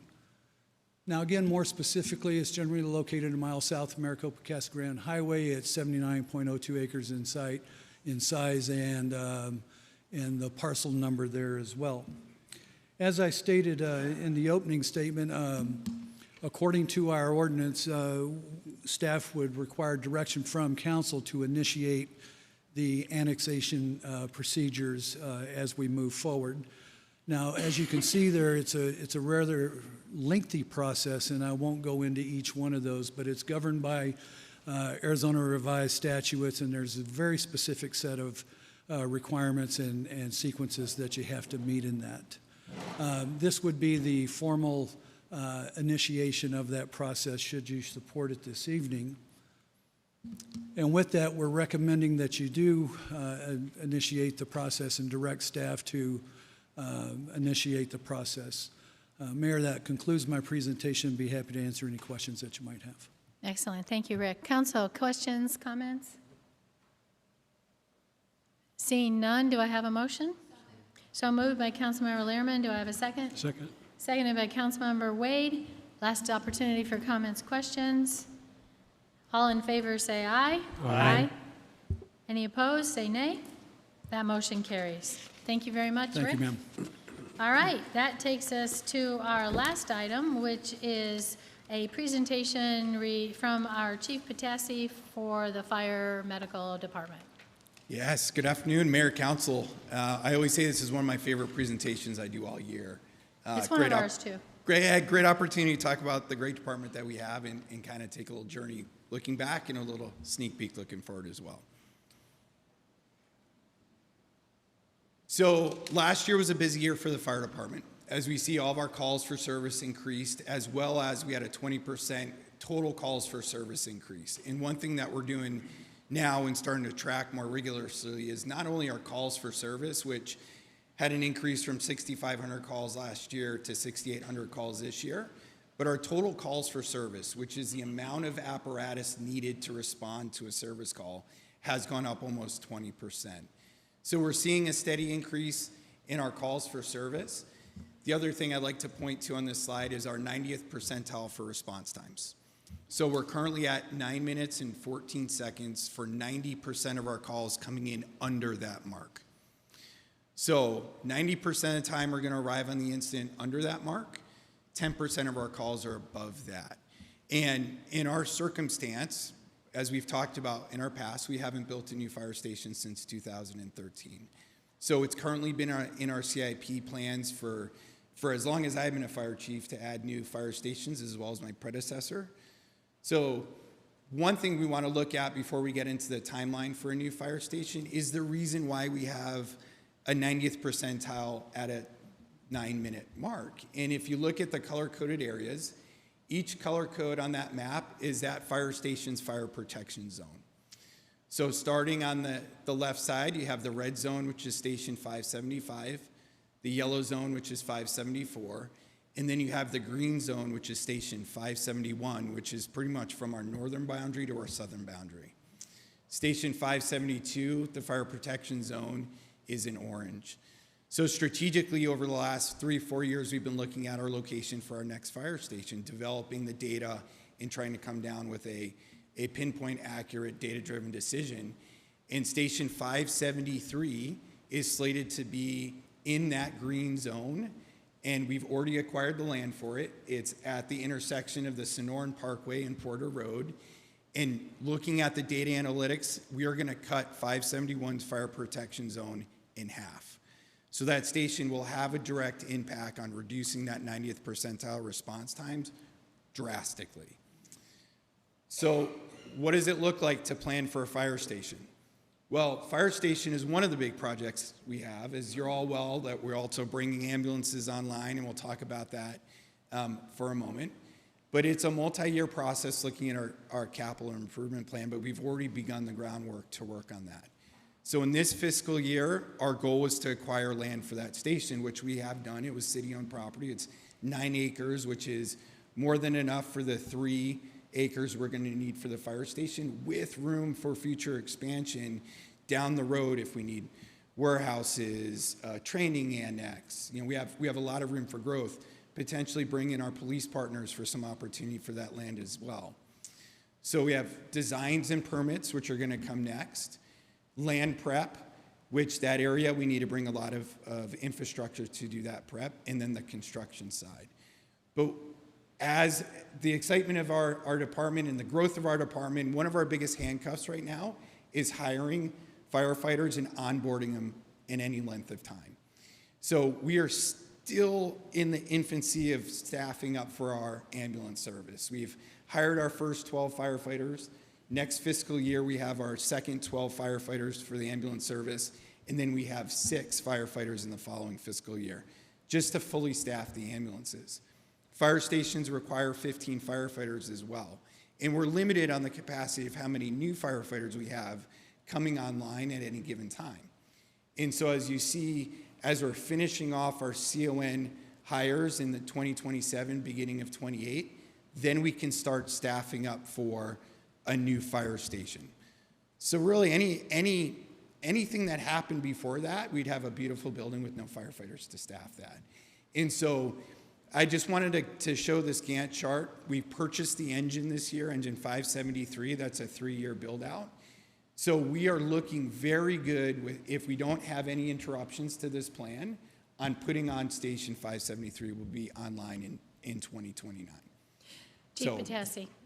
Just a point of clarification, because I think it's important for our residents to know and understand. Mm-hmm. The challenge in hiring, there's 2 aspects, I feel. There's definitely the budget and what can the budget handle, and you understand that. But could you also talk about the challenge in hiring new firefighters and what we're limited to and by from the outside? Absolutely. So it's a very competitive process to get the best candidates that we want to work for this department. We are a very selective fire department in who we hire and who we bring on board. We take a lot of pride in that. But once we hire, the academies run once every 6 months. And we only have room realistically for 6 to 8 firefighters per academy. Now that's new hires. We still have to account for spots within that 6 to 8 for any upcoming retirements where we have over 40% of the department eligible to retire. So it takes about 16 weeks for a firefighter to be trained in our fire academy and then assigned out on an apparatus with a senior firefighter that's going to train and mentor them through the rest of their promotional period. And so that gives us the capacity of roughly 12 new firefighters a year, which backs up the timelines that we can do. But we so far have had exceptional candidates. Some of the last couple of years, the firefighters have been exceptional, carrying on the tradition of our culture and our values of what we look for to be a Maricopa firefighter. But it is a very difficult process. It's a tough selection process, and it's just time. The last thing we want to do is have probationary firefighters on a fire truck working together, because this job does require sets and reps, we call it. It requires the experience to come in. We always do an analogy of a baby rattlesnake. The most dangerous snake bite you can get is a baby rattlesnake, because when their adrenaline is pumping, when they feel they're under attack, they dump all their venom into a patient. Where a more senior rattlesnake, if there's such thing as a senior rattlesnake, knows that the first bite may be just a dry bite just to scare somebody. And firefighting is no different. The first time you put on your gear and go to that first house fire, your heart's racing at 400 beats per minute, because this is what you've trained and looked forward your whole life doing. Whereas a senior firefighter, you have a little bit of pause. So getting the right firefighters with the right probationary firefighters is all part of that time equation, where we just don't want to speed things up and make things go fast to do it right. That answer your question? Yes, thank you. Okay. I think that gives the residents a lot of good information to understand the challenges that you have. Good. So again, our calls for volume, our top 10 calls have remained pretty consistent over the year. Obviously, 85% of our calls for service are EMS in nature. And so fall injuries, sick person, chest pain, these are all of our most common calls. Now, what's really encouraging now is that as we developed our community risk reduction division last year, Daniel, who runs that division, partnering with some of our resources and folks in the room, are targeting community outreach programs. For instance, they're about to come out with a great fall prevention outreach program to target this. So we're looking at the data and targeting our community risk reduction programs accordingly. So we're putting effort and energy where we can reduce and minimize that as much as possible, including going to the schools and talking about helmets for all of the electric motorized things that are now hitting our streets and sidewalks. So again, this is just our calls for service broken down to our fire responses, our EMS responses, total incidents, and then total calls. And so you can see it's a pretty steady upward slope, and we don't anticipate that changing. We are a growing city, and our call volumes being reflective of that. So with that being said, one of the most important things that we do is train. We say it all the time that when a citizen in Maricopa picks up the phone and dials 911, they expect a subject matter expert to respond to that call and solve their problem. Well, it takes time, effort, and energy to do that. And last year, our firefighters logged over 11,000 hours of training, up from 8,000 hours of training the year before. And that's just a combination of, one, we're capturing the data better. So we're putting systems into place, we're putting in more checks and balances, that the work that is being done, because our firefighters train throughout the day, and sometimes at night you'll see them on top of a building training on how to deal with a fire at Walmart. And in the past, sometimes that was just pats on the back. We trained for the afternoon and we went on, but now we're having a much more diligent amount of effort going into how we're tracking and recording that training.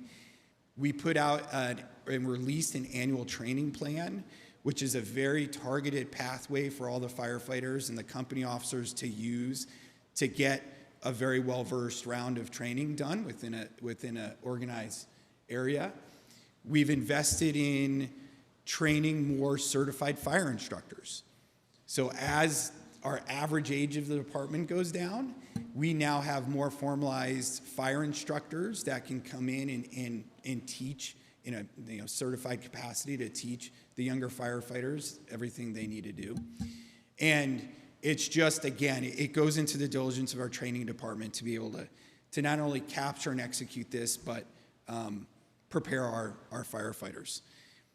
So we had 3 new paramedics graduate from medic school this year as well. Paramedic school is an advanced curriculum that takes 6 months, half in the classroom and half out in the field doing their vehiculars and practicals. They also go to hospitals and emergency rooms and trauma centers to learn how to deal with those emergencies out in the field, so we're very proud. And just to highlight this, Captain Andrew Boland's been on the job about 19 years, tapping on 20 years, and he was one of the first to put his hands up to say, this is something I want to do. And so it also goes to the character of the firefighters that even with only about 10 years possibly left in their career, they're still taking on these advanced opportunities to better themselves. And he said, I'm a captain, I'm supervising paramedics, I should know what they have to go through so I can be a better leader for them as well. And so always like to highlight Captain Bollinger for that. So we made changes to fire prevention this year as well. So this year we reinstated a fire marshal. So Eddie Rodriguez is now our fire marshal once again. We then reassigned our fire inspector and arson inspector program from development services back underneath the fire marshal, back within the fire department. Working extremely close with Rudy and the team in development services, but having those resources working under the purview of the fire department just gives us better checks and balances at all the fire plans reviews. We revised the fire code this year working with Rudy's team as well. It just gives us better checks and balances, that there's a direct correlation between our operations in the field and the fire codes that we're enforcing and implementing. Because you have the fire code, which is the International Fire Code, universal across the country, but there are things within the code that we're very specific that we want to have applied. We want hydrants in very specific locations. We want the fire suppression systems within the buildings laid out in a way that fits our operations, as opposed to learning operations based on a layout of a building that may fit fire code, but isn't efficient in the way that the automatic aid system works. So very encouraged about that. We're making really good progress in that world. Just hired a new fire plans reviewer, AJ, great operational background, just another great asset to the department. So community outreach as well. Daniel's doing an amazing job in the community risk reduction division of the department, teaming up with a lot of local partners like the Maricopa Water Safety Coalition, the school districts to continue the Fire Pals programming, getting fire and life safety education embedded in the classrooms. And then one of the big launches for this year was our smoke detector program. So we formalized and officially launched a smoke detector program as a community risk reduction initiative. And now we have the opportunity, if a resident has questions or concerns about their smoke detectors in their house, they can get in touch with the fire department online or get in touch with Daniel and his contact information, and we'll come out and do an audit and assessment of the smoke alarms. Like, why does my alarm keep chirping and I just put new batteries? Well, it's because it expired 3 years ago. And so we have the option, now have the ability to go into the homes, educate those residents, and in some cases actually install a smoke detector to make sure that the building is safe when we leave it, and then give them the resources that they need to fulfill the rest of that, whatever is needed there. We also have a program that we've partnered with the Arizona Burn Foundation for providing smoke detectors for the hearing impaired as well. These are very specialized detectors that have a vibration that will rock your bed off its, it rocks it, and then strobe lights. So we can provide the layer of safety for that as well. We've had numerous smoke detectors for the hearing impaired installed as well. So this year was the first year. We had 18 appointments completed. We inspected 110 detectors, and we replaced 78 batteries. And so it's going to be a word of mouth, momentum gaining program, but we're very excited that we have the ability to be proactive in that regard as well. Again, another one of the highlights of the fire department is our volunteer program through the Fire Corps. Maricopa Fire Corps volunteers do exceptional work, partnering with Daniel, helping educate the students in the classroom, working the special events, helping firefighter rehab when we have a longer duration call that requires firefighters to get rehydrated and refueled. And so incredible group of volunteers. They also help staff the front desk as and work in reception for us, which takes a big load off us, and we really appreciate it. And we get to know them a little bit better when they're working in the office as well. So now moving more into the personnel, and this year we have our awards banquets through the Maricopa Fire Foundation, which has been an incredible partner for us. But just want to take a couple minutes to recognize some of the outstanding achievements from our members. So firefighter Nathan and engineer Blanco were voted by their peers to be the firefighter of the year this year, which is a great award, especially when recognized by their peers. Ladder 571B shift was recognized for the swiftwater rescue that occurred last monsoon season.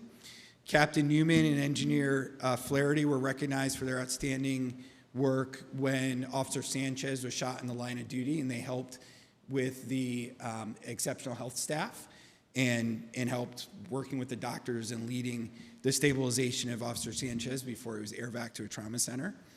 And Engineer Claudio Rodriguez was awarded the Distinguished Service Award. He was the engineer driving the ladder truck, Ladder 574, when it was involved in that pretty gnarly collision. So his actions saved the life of his crew and probably the driver of that vehicle as well. So we have our Community Service Awards, and fortunately our award recipient is sitting in the crowd today as well. Ron Smith, who, yes. So we recognize Mr. Smith for his advocacy. I don't think there's been a day where he's been working in the office, he hasn't popped his head into my office pitching one or two new programs, or hey, what do you think about this, or we need to do that, and I just absolutely love it. He may feel like he's interrupting, but it's really refreshing to get me out of a spreadsheet to start talking about some of these great programs. But it's just the passion that he brings to taking care of the community, and looking forward to some of the programs that he's about to roll out in partnership with the Maricopa Seniors and Risk Reduction. And then the two accommodations were for two of our youngest firefighters, or newest firefighters in the department, Firefighter De Silva and Bauer, and they logged the most training hours of anybody else in the department. We also had promotions, which is one of the highlights of my job. I love promoting our firefighters. Captain Shailene Paris is our first female fire captain. Incredible asset to our department. And then Engineer Olderback, who's promoted to engineer as well. They've both been in the role now for a long time and living up to expectations or surpassing them. They're both great. We're coming on some significant milestone anniversaries. So we had 10 years of service, Jorge Del Muro and Captain Darian Pena.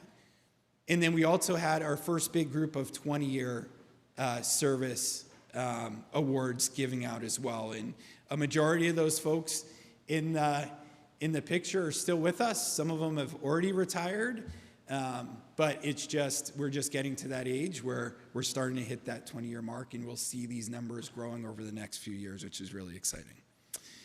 But with the growth comes our new hires. So we had 2 academy classes this year. We had a total of 10 firefighters hired in 2025, based in 2 classes that went through the Regional Fire Academy. They're all in the field now doing exceptional work. And then on the back end of a career, we had 3 retirements as well, with over 70 years of experience between the 3 folks that fired. They are greatly missed, but they left their mark and their legacy, and just kind of smile every time you see their faces, which is a good sign of a good, healthy career. So now some of our spotlight moments. So this was a year of major investment in personnel and capital. So we ordered 10 new fire apparatus, which is a remarkable amount of fire apparatus to be ordered by any size department. So proactively through the executive leadership and through your support, we were able to proactively order Engine 573 for future Station 573, Engine 576 for future Station 576. Our asset replacement plan replaces one of our units, so we're getting a new apparatus to replace that. And then the emergency asset replacement of Ladder 574, along with the 6 wheel coach ambulances. So Ladder 574, we're expecting to take delivery on now in October, and then we'll go back to our deployment model of 2 ladder companies and 2 engines as our first frontline response. We were also recognized by NIOSH this year, which is kind of near and dear to my heart personally, but NIOSH is rolling out the Firefighter Cancer Registry Network to create a large pool of firefighters that they can use for collecting data for firefighter health issues, specifically cancer. You just need data to do good research. And our department was one of the first departments in the state to receive the gold helmet, which is, I believe, over 90% of the department registered for the Firefighter Cancer Registry. I think we're even closer to 100% than that. And so it's a very proud mark because we're contributing to national data as well as investing our time, effort, and energy to help that from a local level.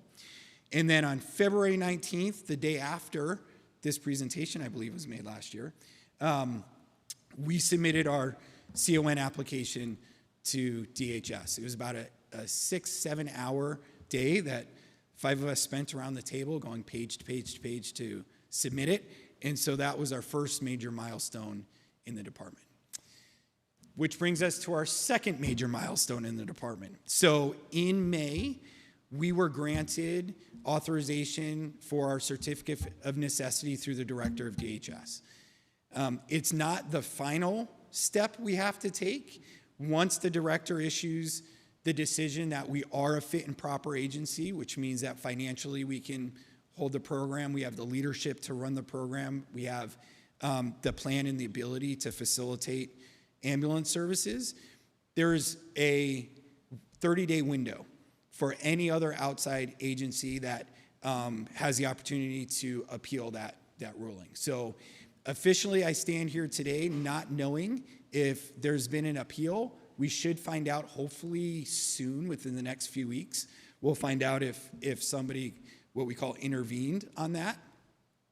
If that is the case, it just means that there will be administrative law judge hearing, and that entity has the burden of proof to prove that we got it wrong and the state of Arizona got it wrong. And so if that occurs, we would be co-defendants with the Attorney General's office, Department of Health Services, and us, and the burden of proof falls on the person that would appeal that ruling or intervene at that ruling. It doesn't change our timeline on our rollout for that program. I did another Gantt chart. I'm a big Gantt chart fan, by the way. And so with all of the rollout, so we still have to take delivery on our ambulances. Those ambulances are slated to come in now. We're looking at it about December, January timeframe. We have the training that's required to start this program. Every firefighter is going to get trained on emergency vehicle operations. We're rolling out med legal classes, having attorneys come in to teach the medical legal side of it.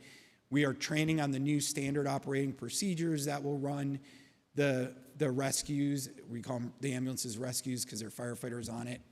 We're continuing to send firefighters through paramedic school to get our paramedic numbers up.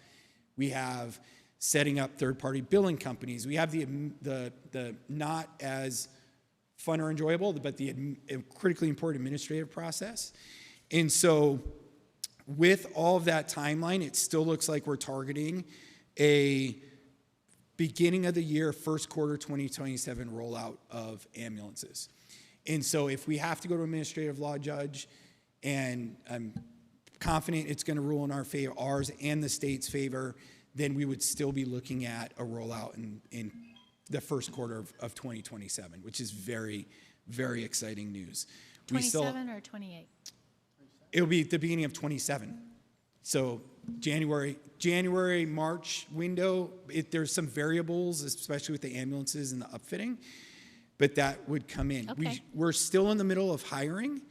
So, we would be looking at a phased-in process, but doing their analytics on what we could do. And so our 24 firefighters we need to run 4 ambulances would be hired in that May of 27. And then our reserve pool or our leave pool coverage will come in. Those following 6 will graduate in December of 27. So there's still a lot of moving parts, but very encouraged, and we're looking at a really good target date of the first quarter of 2027, responding to our EMS calls and our Chief, one question on that slide. The possible administrative law hearing, is that, can residents, city council count on that being approximately a quarter of time, or do they lag on for long periods of time beyond that? Okay. No, so they're per law, it's a 5-year hearing. No, oof. I don't know if I have that in me. No, it's a 5-day hearing. Okay. With the possibility to extend 5 additional days if needed. So a max of 10. Where it kind of If we have to do this, it's the announcements, the scheduling of the administrative law judge, and then setting up the trial dates and going through that. It'd probably be about, I would say we would be concluded with that mid-fall, fall.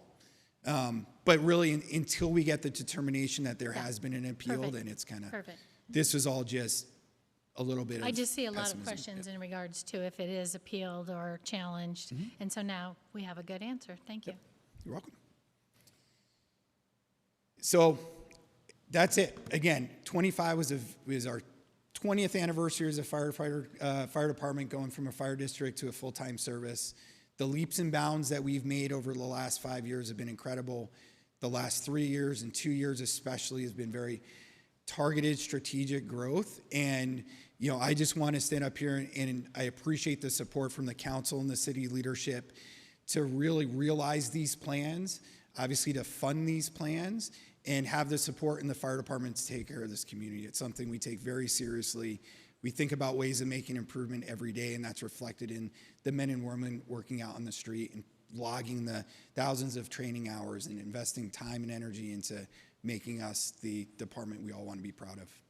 So I appreciate it. Thank you, Chief. I will go to questions, but before we go to questions, I heard you talk about wonderful Maricopa Fire Corps volunteers who save us lots of dollars. Yes. I heard you talk about awards and commendations, our Community Service Award winner, promotions, years of service, and retirement. I want to give a round of applause to all of that. Absolutely. Well deserved.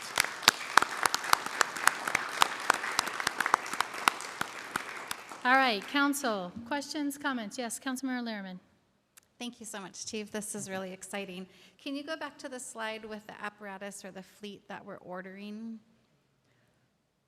Ordered. Ordered. Ordered. Thank you. Yes, Ordered. ordered. I Yes. love that. Yeah. I love Just that to be correction. clear. Yes. Ordered. Yes. I just look at this and I'm just like, wow. Like, this is incredibly exciting. I am proud of you and your staff. I'm proud of this city. I'm proud of our community members for supporting this.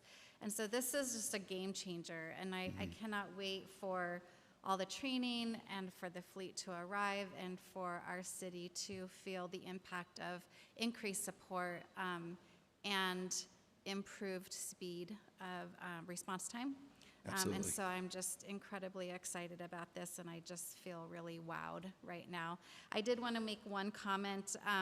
I read recently in one of the reports that it will no longer save us money to send our firefighters to regional training facilities.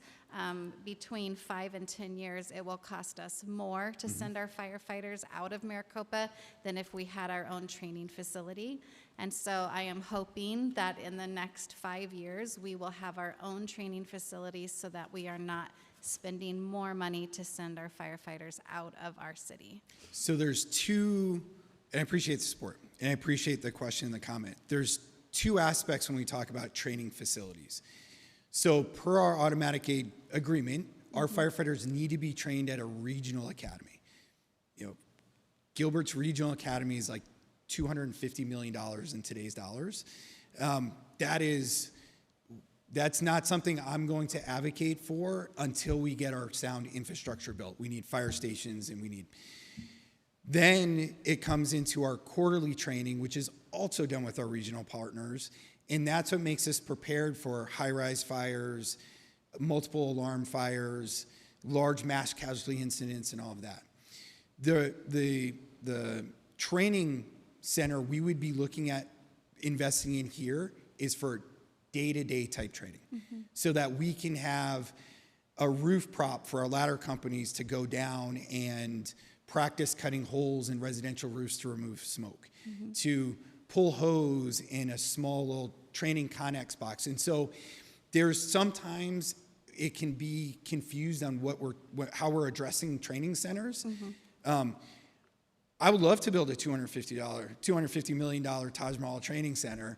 I just don't see that, but I do see and can advocate for a smaller facility. That's what's so encouraging about the land that 573 is going to be on, is that we have 3 acres for the station, and then we have a clean slate of 6 acres, which is a large amount of area. to really design and figure out what's going to work best, not only for us, but for our public safety partners as well. Because I know the police would like an opportunity to do some of their tactical training in some of these environments too. So there is an encouraging aspect as we strategically look, 3, 5, 10 years down the road of what we can do in-house. Again, to keep our resources in when needed.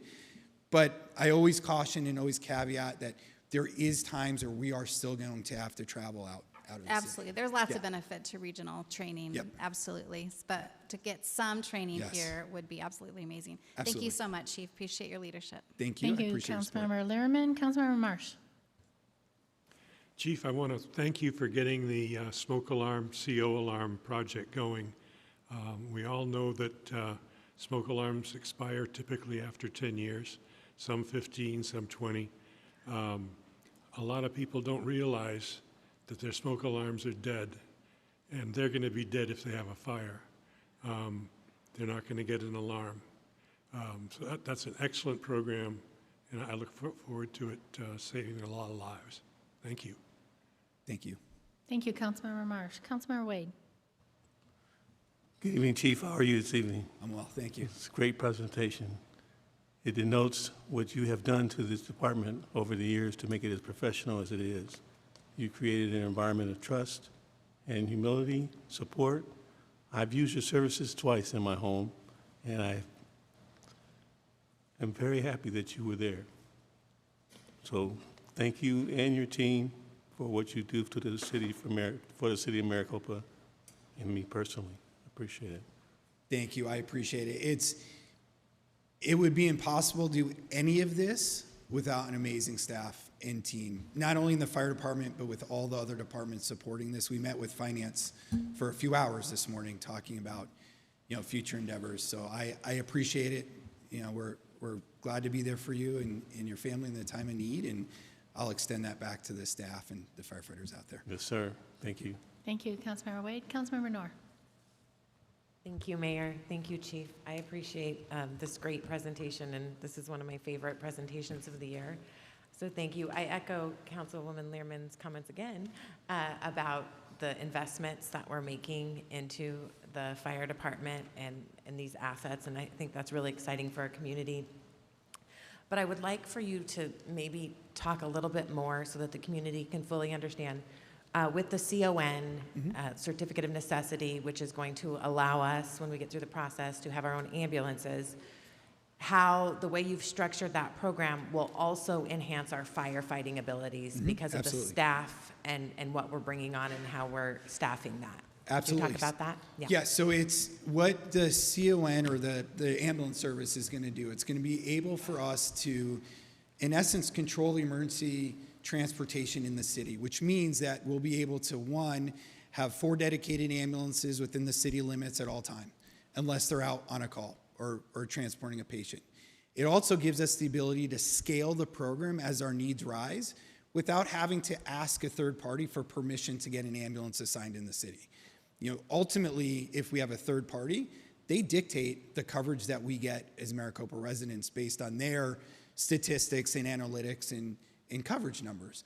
Where when we have the autonomy to run our program, if in 5 years we need to put 4 more ambulances because we're running 10, 15,000 calls a year, we have the autonomy to do that. It also, when we went to what we call the sworn model by having firefighters on the ambulances, it's really a twofold solution. One is we can now, for firefighter and community safety, regulate and control the amount of hours a firefighter or the driver of the ambulance, EMTs, paramedics, but whoever's operating that ambulance and driving it, we can regulate how long they've been driving for. And if they've been running calls for the last 12 hours straight and they need a break, we can take fresh resources, put them on the ambulance to ensure that we always have a safe environment for our firefighters and then for the occupants in the back, which is massive. I came into this community driving an ambulance, and I would be so tired some days I would sleep on the side of the Maricopa-Casa Grande Highway because I was driving all around Pinal County and just couldn't make it back. So it's personal to me to have that layer of safety. I've been there. We can do that. Now, to your point, it also adds 2 more firefighters to each firehouse, which is, it's 8 more firefighters that we're going to have come next summer that are able to work in an all-risk, all-hazard environment. So if we have a very large-scale incident and that we need an ambulance for the medical, but we have resources that we can deploy within a large building or any of the more complicated events we can run into, we have now more resources that can deploy within the city in an all-risk, all-hazard environment, as opposed to a single role responder, which would just be married to that ambulance 24 hours a day. So for our location, it is a huge asset to have as many capable responders that can be working on an incident at one time. Thank you. Great. Yes, I think that's wonderful. I'm really excited about what that's going to bring to the community.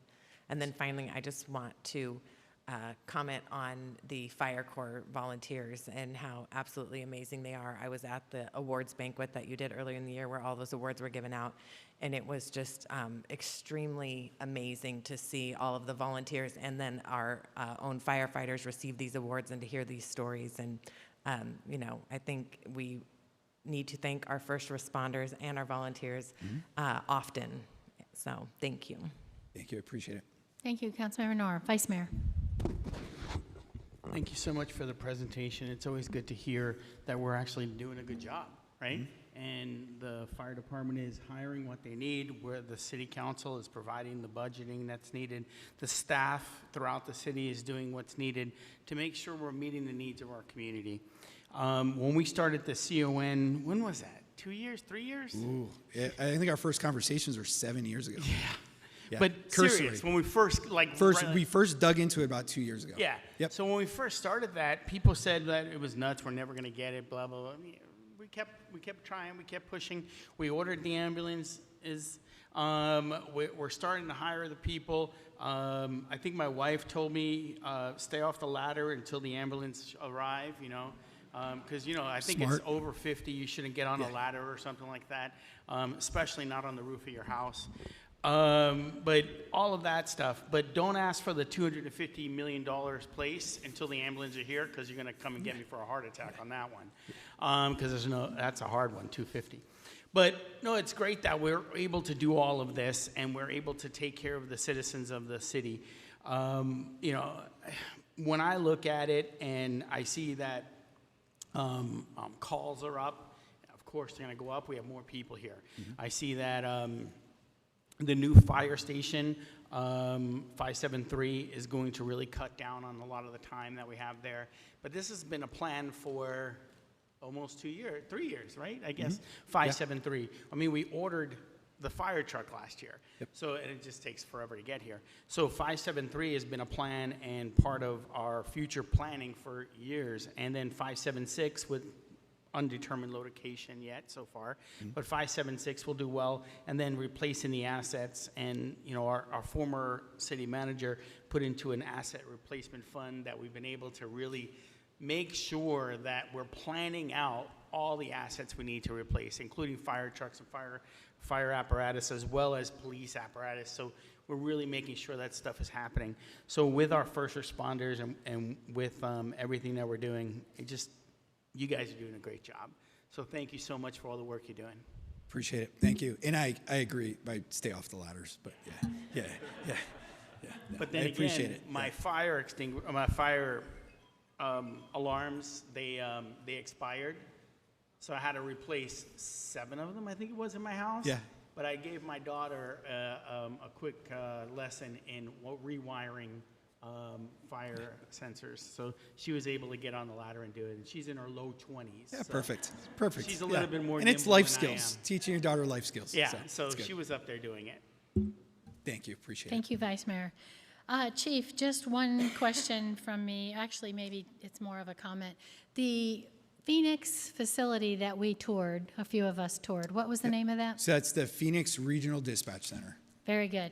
That was an amazing tour, because what was interesting, while we're taking a tour, the city of Maricopa is having a situation where there were no ambulances available. One was taking a patient to Chandler, one was in Casa Grande for a patient. We were waiting for another one that was servicing another resident, and here we have this pregnant woman who's about ready to give birth, and we need help. Amazing. That wasn't staged. That was real. And I absolutely loved it. And what it did was 100% make me understand the value of this CON. So I think out of your presentation, I loved it all, but I'm most excited about that. I'll bet the rest of our residents are as well. Because it's desperately needed here, so that we're the ones managing where these ambulances are and how fast we get to the residents that need help. So thank you very much.